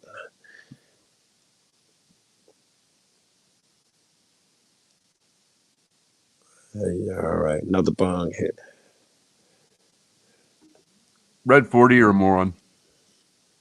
Red 40. These people have no idea how trust work. How trust. And to work. be honest, I don't either. So explain how it works. Explain how it works to me, please. Well, I'm too rusty on it to feel comfortable doing that. When I was a banker, I was on the trust committee. But that said, I'm not going to explain how trust works to you right now because there's probably 75 people all waiting to find one little error that I fucked up on. So I certainly don't know how trust works. Yeah, but it's not. They're not this magical unicorn that exempts you from having to interact with the federal government. That's just not what they are. Do they have benefits? Yes. Will they allow you to operate tax-free? No, they won't. The trust, you can put assets in the trust and you won't have a tax bill, but the trust will. I don't know enough. I know that I believe in Bigfoot. I have enough so-and-so. I haven't seen enough of the trust work and the magical, and a lot of these things work in the magical way that they say to be sure that they exist. I have more belief that Bigfoot exists than what I'm saying than some magical thing. Well, one day I'll see the right document and I can put private on my license plate, drive around unmolested. I don't think that's going to happen. All of these laws, common law, trust law, it's just words that people have figured out to use against us, bro. But they're not separate entities. They're. It's like saying, political party, Democrats, Whigs, right? Like they're all describing sort of overlapping circles in a Venn diagram. It's the Trinity. It's the Trinity that everyone worships. Damn. What do you do? So this isn't, and I don't mean to go at Sean of source, but like, what the fuck use is this acronym here? What are we gonna do with that? Law, land, common law, air, trust law, water, or maritime. Yeah. Okay. Maritime. Okay, I don't know. There's absolutely nothing. Yeah, I don't mean anything. All of these ideas, they do have a basis. I mean, there's in the concepts of each of these things, there's a purpose for them. You know, how do we fairly exchange value? How do we fairly live together with so many different ideas and so many? I think I could be totally wrong on this, Jack, but I think the Holy Spirit puts us in tune with nature. And these things will come to be like riding a bike. I don't know if you could articulate what it is, where we get along and everybody, blah, blah, blah. But if everybody is at that vibration where my intent is to be fair, I am not trying to get you more for my services than I'm worth. And I am not trying to get more out of you or get you to do shit cheaper because you're that moral person. These things will balance out and come naturally. So I have a question with flow state. How do romantic relationships work in the context of capitalism? Damn, I don't even understand that one. They should not be impacted by the economic system. That would be the logical answer. Yeah. Unless they are an economic transaction, and then it's free buy as you like. And yet, dating relationships are influenced by those are economic transactions too. I think a lot of relationships these days may be in the view of economic transactions. Yes, ain't it, man? They always have been. My first marriage was like that. I mean, marriage is originally an economic transaction. It's not about love. In many ways, yes. No, I mean, like literally, it's only within the Disney era that people think that love is. Well, you are some truth to that. Calloused flow. No, I think he's Yeah. I'm onto just something. right.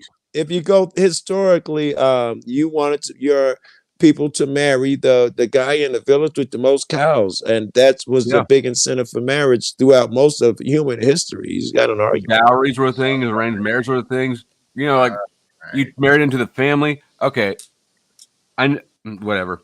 Just because you don't like it doesn't mean I'm not right. I think you're right. Now that you've presented it, I think you're right. Haha. Hank, high five. But there was relationships. There was love. Nope. There was never any love until Disney.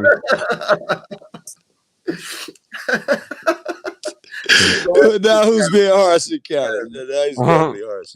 Fuck love. Hell no. None of that. Right. There's no profit in love, man. That's true on so many fronts. Even nowadays, it's like it's filtered down from those times. And nowadays, women do the what kind of job you got? Do you got a 401k? You go on a date. Profit in love. Think about love as an industry. It's massive. You're right. Yes. And Yes, it people is. in love are not thinking rationally.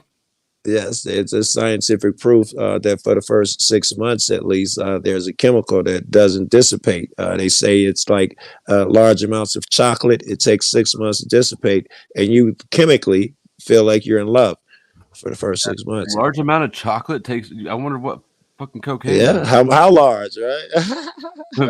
I'm gonna be dissipating 30 years after I die. Right.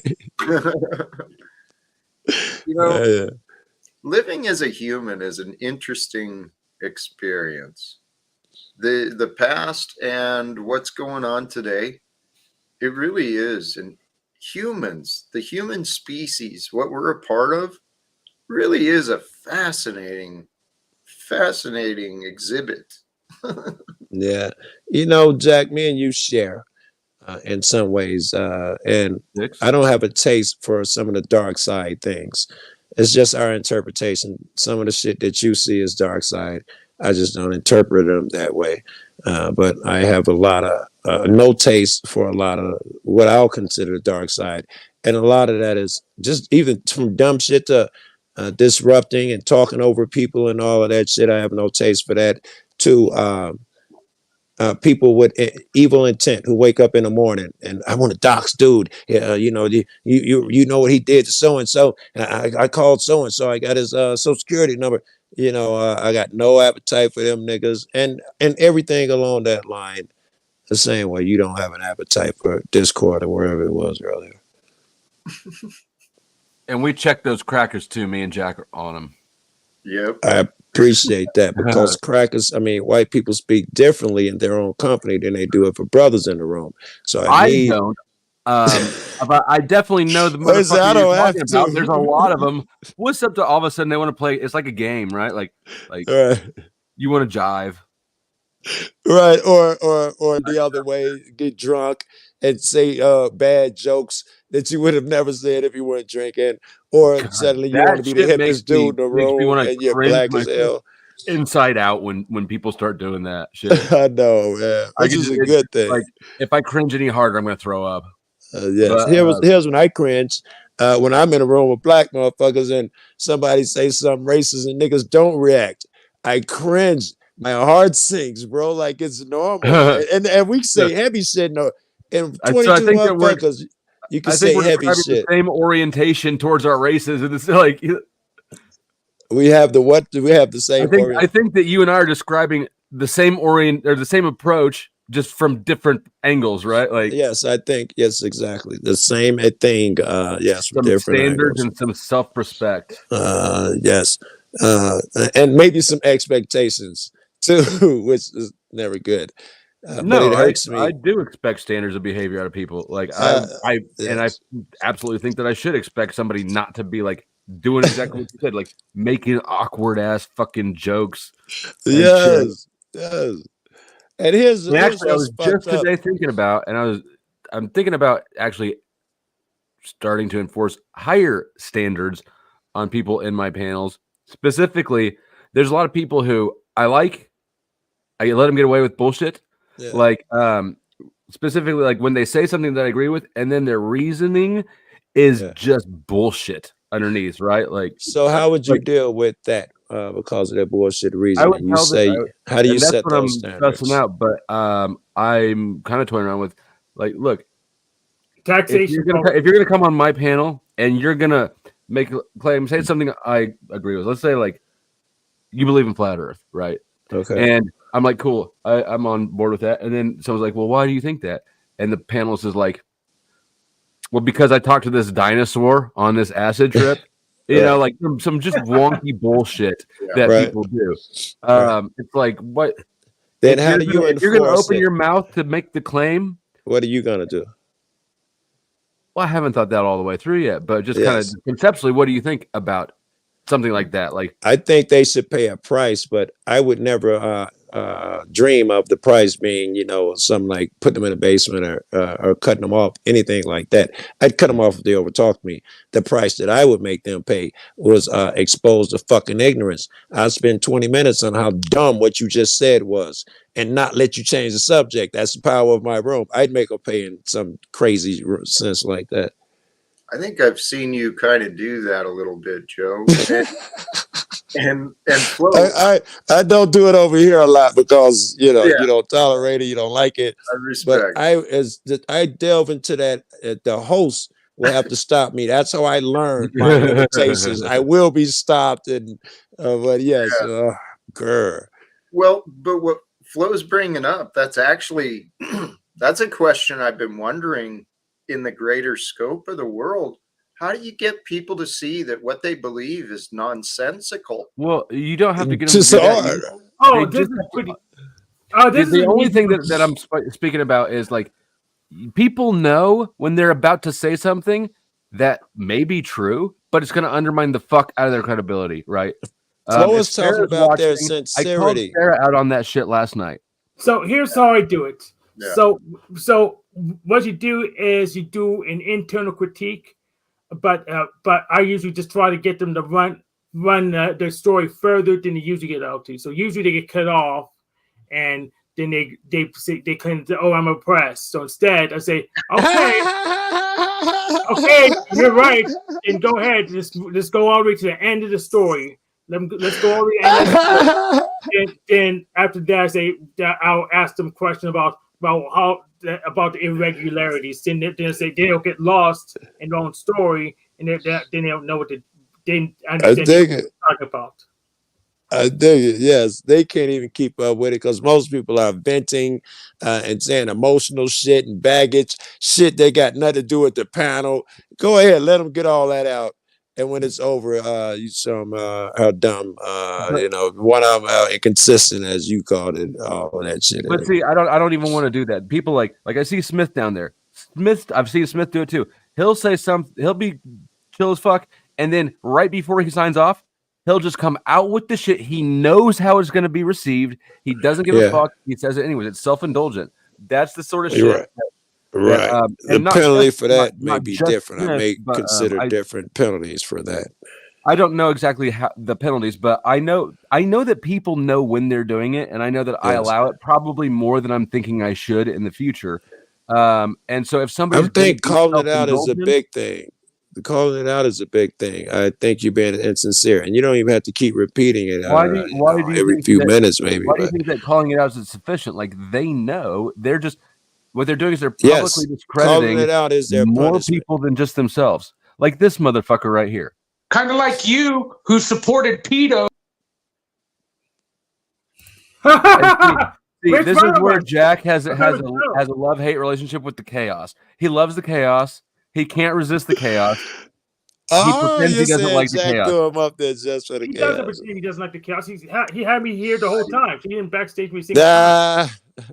I did bring Snafu up because I anticipated chaos, but I thought it was a good example too of what we're. It is a good example. It was timely, wasn't it, man? And I like watching Jack sort of resist his some sides of himself. Impulses and shit. Angry caught and chaos caught. Nazi No, Nazi caught isn't a thing. That's just Snafu crying because nobody wants to hear bullshit anymore. No, it is. Why pretend a thing? Therefore, it is. There is an angry cut that comes out, but here, along with I like to this, see Jack. Let's do the angry cut. I was not. I believe in signs and symbols, and I was just about to bring up the angry cut, and I said, "Don't do it." And you brought it up, so I believe in signs and symbols. Yeah, but we both know that you're the first one he's going to get angry at on the panel, and I'm the last one. So Undoubtedly, these things are true. yeah. If I'm you get surprised mad at that he you at didn't all, end the stream right after you showed up. To be honest, normal, like usual, right? I've been resisting some of my temptations. I was just going to remind you that I was thinking about this. You're trying to get to that place. Clearly, you've making progress. You've made progress. All of those things. Sometime I'm unaware. If you, I don't know if you're aware of how big the stumbling block that anger shit is. I think if you knew, you probably cut that shit out. I expressed that badly. No, you're right. You're right. I've allowed myself. I've made excuses for my anger, but you're right. I've been learning. Dope. Okay. It's not helpful in the slightest. Not only that, in order to get to the guru place that we talk about, me and you both have to do that shit. I'll throw me in there. I get angry a lot less than I used to, but when I see myself on those videos, shit that people love, and I'm like, "Fuck you, nigga," it was talking crazy. I felt like I was off of my square, and I needed to get rid of that. And blah blah. Me too, Joe. You should stop saying "fuck you, nigga." Before I you think the solution Nazi for anger block me like a is to damn not Nazi let because you're encounter button things happy. that I'd like will. to tell you what I was saying. Flo Nobody likes to gives make a fuck about excuses you, for Snafu. optics that he gets himself caught up into. You No, just like fine. the hostility, Hank. Sorry. Yes, I do. So your line flow state can bring back the zebra. Let me rephrase. Nobody values what he's saying for the reason, for the. Yeah, no. The delivery is a big stuff. Nobody thinks you're not a piece you of know shit. who values you is Snafu. pedograph. See, just blah Yeah, blah blah. The more I get to know Monograph, the more he's a cool motherfucker. Definitely way cooler than Snafu. We spent some time talking after the panel a few streams ago. Way chill, dude. So much better than Snafu in every way. Even has all of his skull.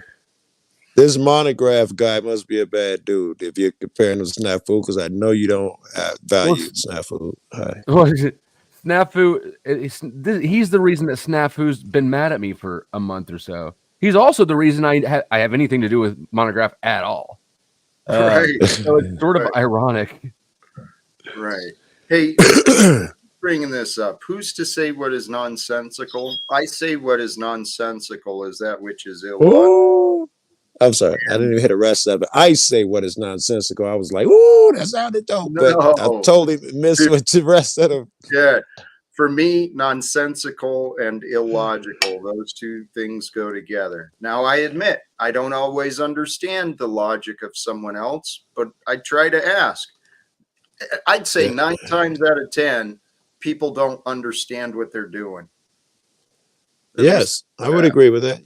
I'm totally agree with that. How about this? I'd say 9 out of 10 people don't really know how to communicate. They don't understand how many times they're getting in their own way in communication. Yeah. Oh, excuse me. We do that. Maybe you might be right. I don't know. I tend to, I think I'm really bad about making the mistake of assuming the things that I know simply, I fall in the trap of just assuming that I know it, so everybody knows it. And that's definitely not true. So that might be one of those. Oh, that was dope. Dangerous trap, unfortunately. But sometimes you're like, how do you not? No. Right? I mean, I assume nefariety too quick, if anything. I assume nefariety all the fucking time. I live in, how did this nigga not know, man? He know he trolling. I live in that fucking land. But some of it is just not knowledge, right? Like sometimes you're right, but some of the shit, I don't know. And I think it's a failure on 2 parts. One, because you don't understand the person you're trying to interact with, but also because you're not appreciating the fucking knowledge or expertise you have. and maybe should be appreciating it a little more. Right. Yeah, it could go either way. True. That is true. We can all work to improve, especially with communication. But this has been a long stream. I'm feeling complete and whole. Yeah, it was great. I think it was great. And Stretched out, worn out.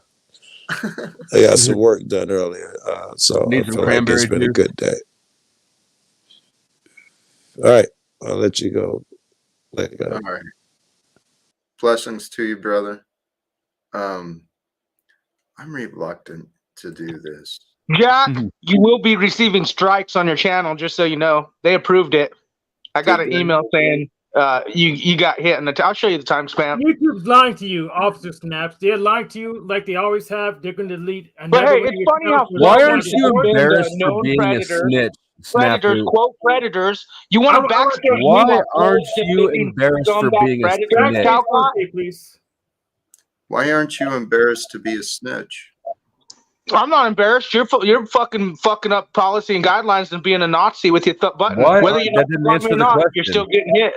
You don't No, give a nothing's fuck gonna about the happen to that. policies. In fact, you got Fuck you, pissed at Flo, me you for predator. following policies. What my question is why aren't you a snitch? You stand for nothing. I mean, you're just scum. Why aren't you embarrassed for being scum, Snafu? It's fascinating. Yeah. It So is what's going to truly happen, Officer Snaps, is that you're going to lose yet another channel.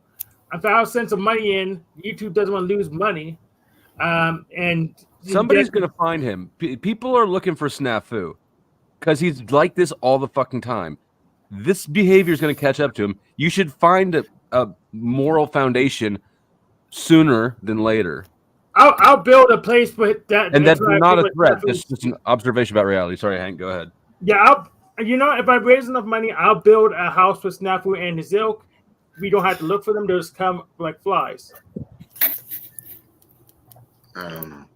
God bless. Hey, I'm ready to wrap this up, please. Nick? What's up? How's it going? Oh, it's going great. Just plain identify that sound. Oh, that was me tripping on some toys on the staircase. We've been there.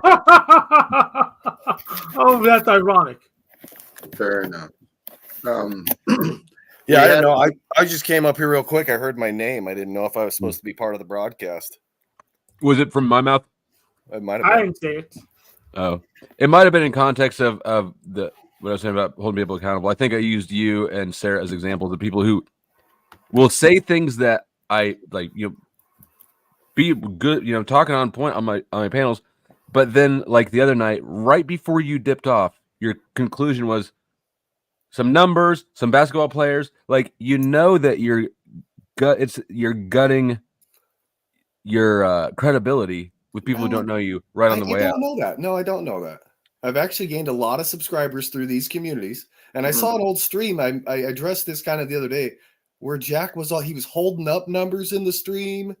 It was, yeah. So, holding up some 12-12 and the other night when you came on panel, you did that sign off right before, right? Like you're interacting with some new panelists, and I don't remember but we were just you're just participating in a normal conversation. And you said, "Hey, I got to work a few hours. I got to go." But one more thing, Michael Jordan's birthday and Barack Obama, blah blah blah blah blah, right? No. And so you just no, what's the point?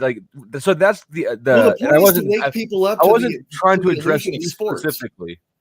To the illusion of sports. Okay. Because I do get pushed by a panel member who had just signed off, Joe Cool. He still pushes the sports. Listen to me. And I wasn't talking about you specifically. I don't want to get tied up in you specifically. It's the behavior. I see it from a lot of people. But it's not making me lose credibility. I just stay real to who I am. So that's cool. So that's what I'm talking about. That right there. It's self-indulgent. Isn't everything you say self-indulgent? You're always usually for the most part correct with what it's not. Oh, okay. When you undermine the message of what you're saying because you want to feel good about being true to yourself, or it is nobody gives a fuck about that. Why would you undermine the point that you made? What was the point that I made? I think one point that I made is that you were wrong about something when I was on panel, and you said, "Okay, yeah, I was wrong about." And actually, that aspect is not so relevant to you or interaction from the other night. But like, for instance, OTW News did that Flat Earth music rap song. You remember that? I think so. Most of the video, he's wearing a white suit and he's rapping in front of, on the wall behind him, is a hella drawings and paintings that he made of mythical characters. He undermined the fuck out of his own message. And so I think that when somebody, Sarah's a better example from like my last night's panel. She said she was explaining something, and then somebody asked why she thinks that, and she said, because they've tried to erase my memory multiple times. And I told her, that makes you sound insane. And she said, I know, but it's true. So that mindset right there. I could see how that would make somebody sound insane, but what's the anniversary of America coming up, Flo? See, here you go. I'm gonna do it. You know that nobody's going to be swayed right now. It's the 248th anniversary. Okay, and I'm checking out. I know. Checking out from this conversation. You're afraid of it. I think it's stupid. That's weak. I think it's That's weak. stupid. Wait, no, it's the 248th anniversary of America coming up. And when's the eclipse? It's on April 4824. 824, like Kobe. 824, and it's what number? No, I'm saying it's about Kobe because Kobe's the supplanter or who takes the place of someone else, like a false idol or an antichrist, because Kobe is Jacob is Israel. Does that make sense? Absolutely no. No, we all know because you're finding correlations. Well, no, see, I'd be finding correlations if I'm like, check out Jeff Gordon. It's like, who the fuck cares about Jeff Gordon? It's Kobe and who Jordan. Who the fuck cares about 248? Kobe and Jordan. It's a bull in a China shop making his money off the backs of slave labor. See, this is where I would throw you out. This is the sort of shit I'm thinking about not allowing on my panel. That's because you're weak. Wow. You're weak. I'm not even being combative. Wait. That's fine. I'd throw you out. But you're making all of us look and behave stupider. You're dragging all of us down into your quagmire bullshit. It's okay. You named your daughter after him and you still worship him, and you told me not to get rid of my shoes and jersey. Come on, bro. Holy cow. I didn't. Well, my daughter's name is spelled different. And what did I say about your shoes and jersey? I said I wanted to burn them on regardless, my it doesn't matter. No, don't do that. Send them. Okay, Smith. How about this? On my panel, let me refine what I'm thinking about the rules I'm thinking about implementing. On my panels, if you just make me look stupid as fuck and drag me down into conversations that I think are useless. Yeah, that's maybe where maybe I'll take one from Benton and go, just don't excessively annoy the host. Awakens people to the deception. How explain that? How does that awaken people to deception? Same thing as any of these other different fields that people cover, the flat earth or anything else that our reality is scripted. Who's writing the script? If you find I'm writing the script. Yeah. If you find a number in one spot and then you find the same number in a different spot, all you've done is find two numbers.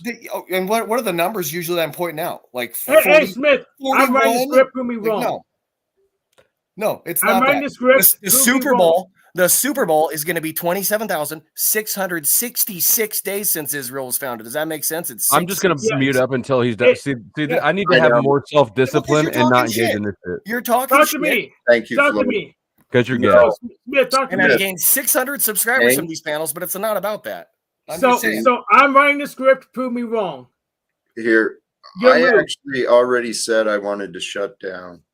Okay, so Hank, please, no more engagement. Smith, thanks for showing us who you are, revealing the truth for us. Yeah, so whatever that means. We can figure it out. Well, I'm ready to wrap up. Anything else, guys? Final words? I made them.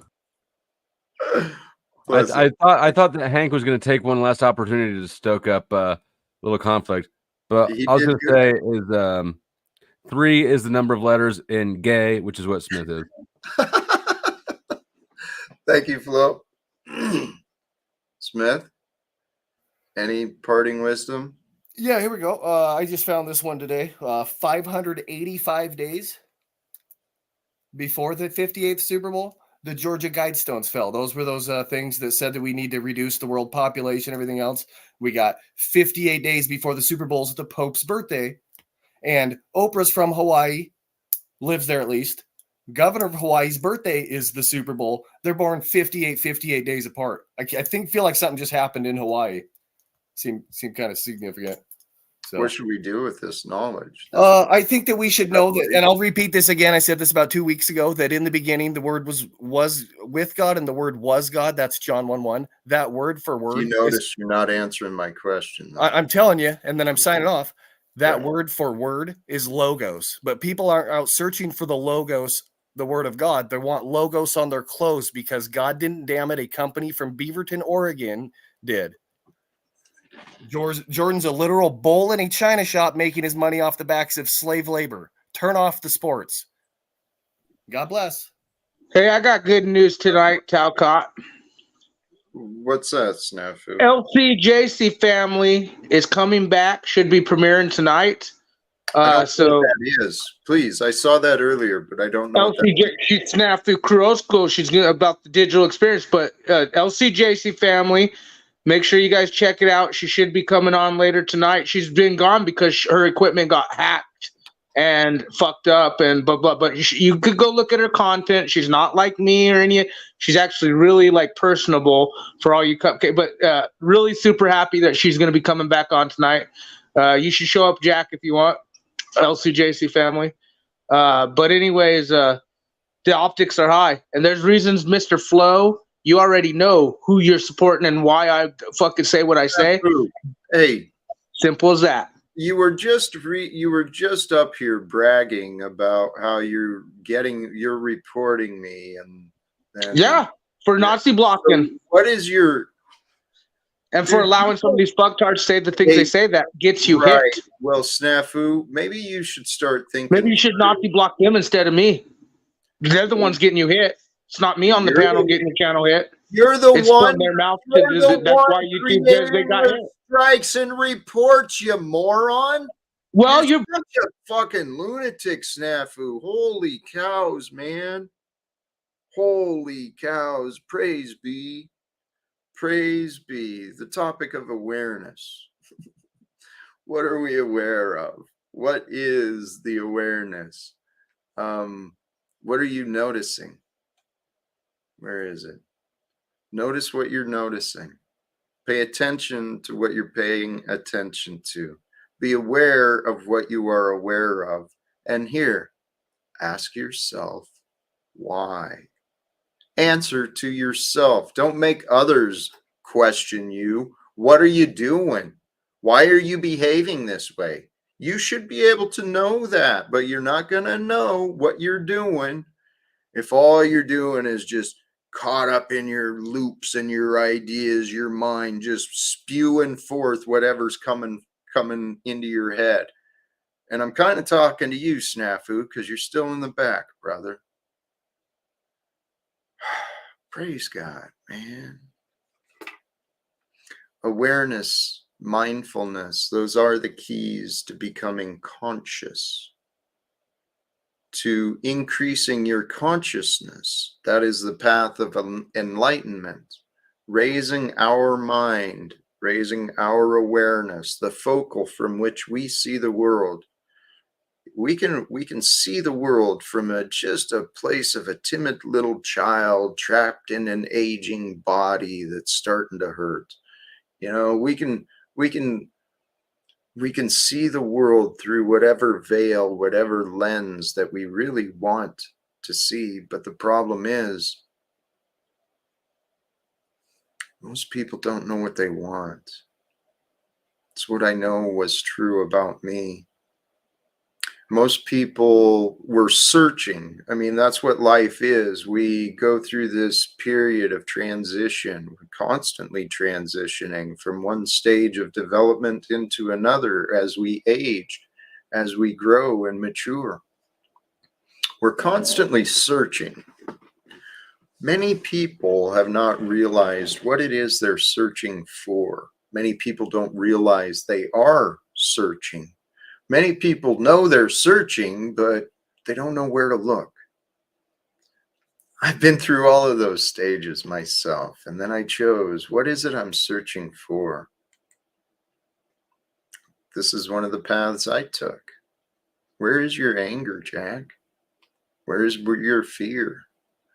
Why am I angry? Why am I afraid? Why am I moving? Why am I this way? Why am I? Tell you what, the why, brothers and sisters, the why is how we know. The why explains and reveals the meaning. The how and the what, our egos are all caught up, our egoic mind, the patterns of the worldly ways, the beast that's within us, the antichrist that's within us, the devilish ways. It's creative, it's manipulative, it can easily be overcome. The devilish ways and the veils of our confusion, the veils of the world that limit us, keep us from the truth, keep us away from love, that keep us from finding peace in the presence, in the present time of now. And here's a theory that's rising up in me. Something I've considered before, and it makes more and more sense as I'm seeing this from different ways. God's presence is eternal. The Spirit of Jesus, the Spirit of the Christ, that loving awareness that was offered through him, through his example, those are eternal. They're eternally available for us to know, to be one with the Christ, one with Jesus, one with the Father, one with God. We can be one with right now, because that's where they are. But I believe it's a theory I have, and I think there's a lot of evidence that can support this if I explain it accurately. But when we sin, the idea of sin is to push us, is to miss the mark. What is the mark? The mark is the loving truth, the eternal truth that is always revealing itself in a loving way. And for us to see the loving truth, to be with the loving truth, to be present with God, with faith in the moment, that's what life is about. But when we start lying, when we start making these excuses for ourself, right? For, well, that's just how I am. That's just how I was. Well, they did this, so I'm bitter today, or I learned this, so I get to be angry today. And then my anger and my bitterness, the stuff from a long time ago, it just becomes a habit. And then this habit of bitterness and anger, it becomes a personality. And the next thing you know, all you're doing is, well, that's just how I am. And the world's just got to accept it because that's just how I am. It's real easy for the egoic fools to do this. And that's what we are, my brothers and sisters, when we choose to sin, when we choose to push ourselves away from that which is true and that which is loving. When we push ourselves away from that, God allows us to live without its presence in our mind and in our heart. And I've lived that life with experience. And so the point is, we can all simplify our own lives. Really, truly, you can. And it doesn't mean life gets easy. There's still pain. There's still loss. There's still the world that you know.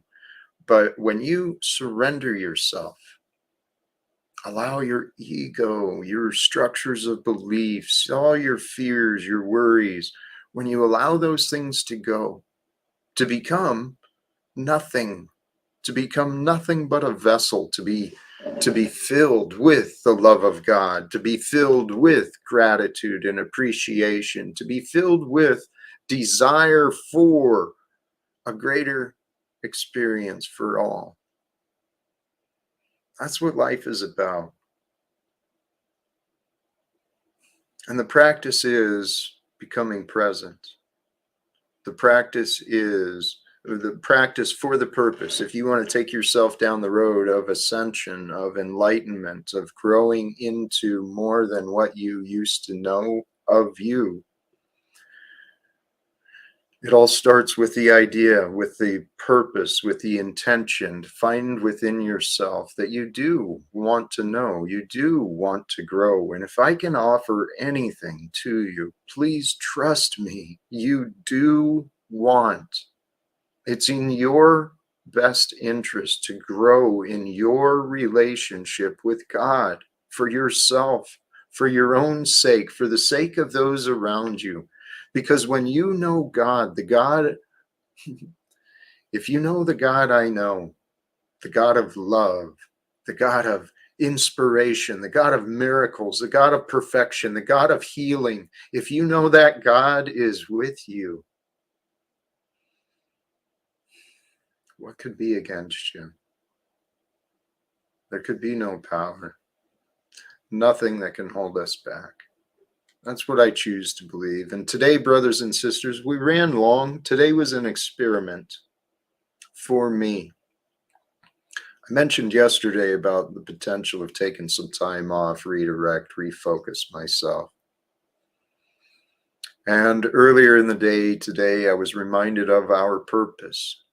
Even when the light, even when it appears the darkness is closing in, even when it appears that there's not an answer, that there's no end in sight, even when the appearance is that we can't win, we must continue.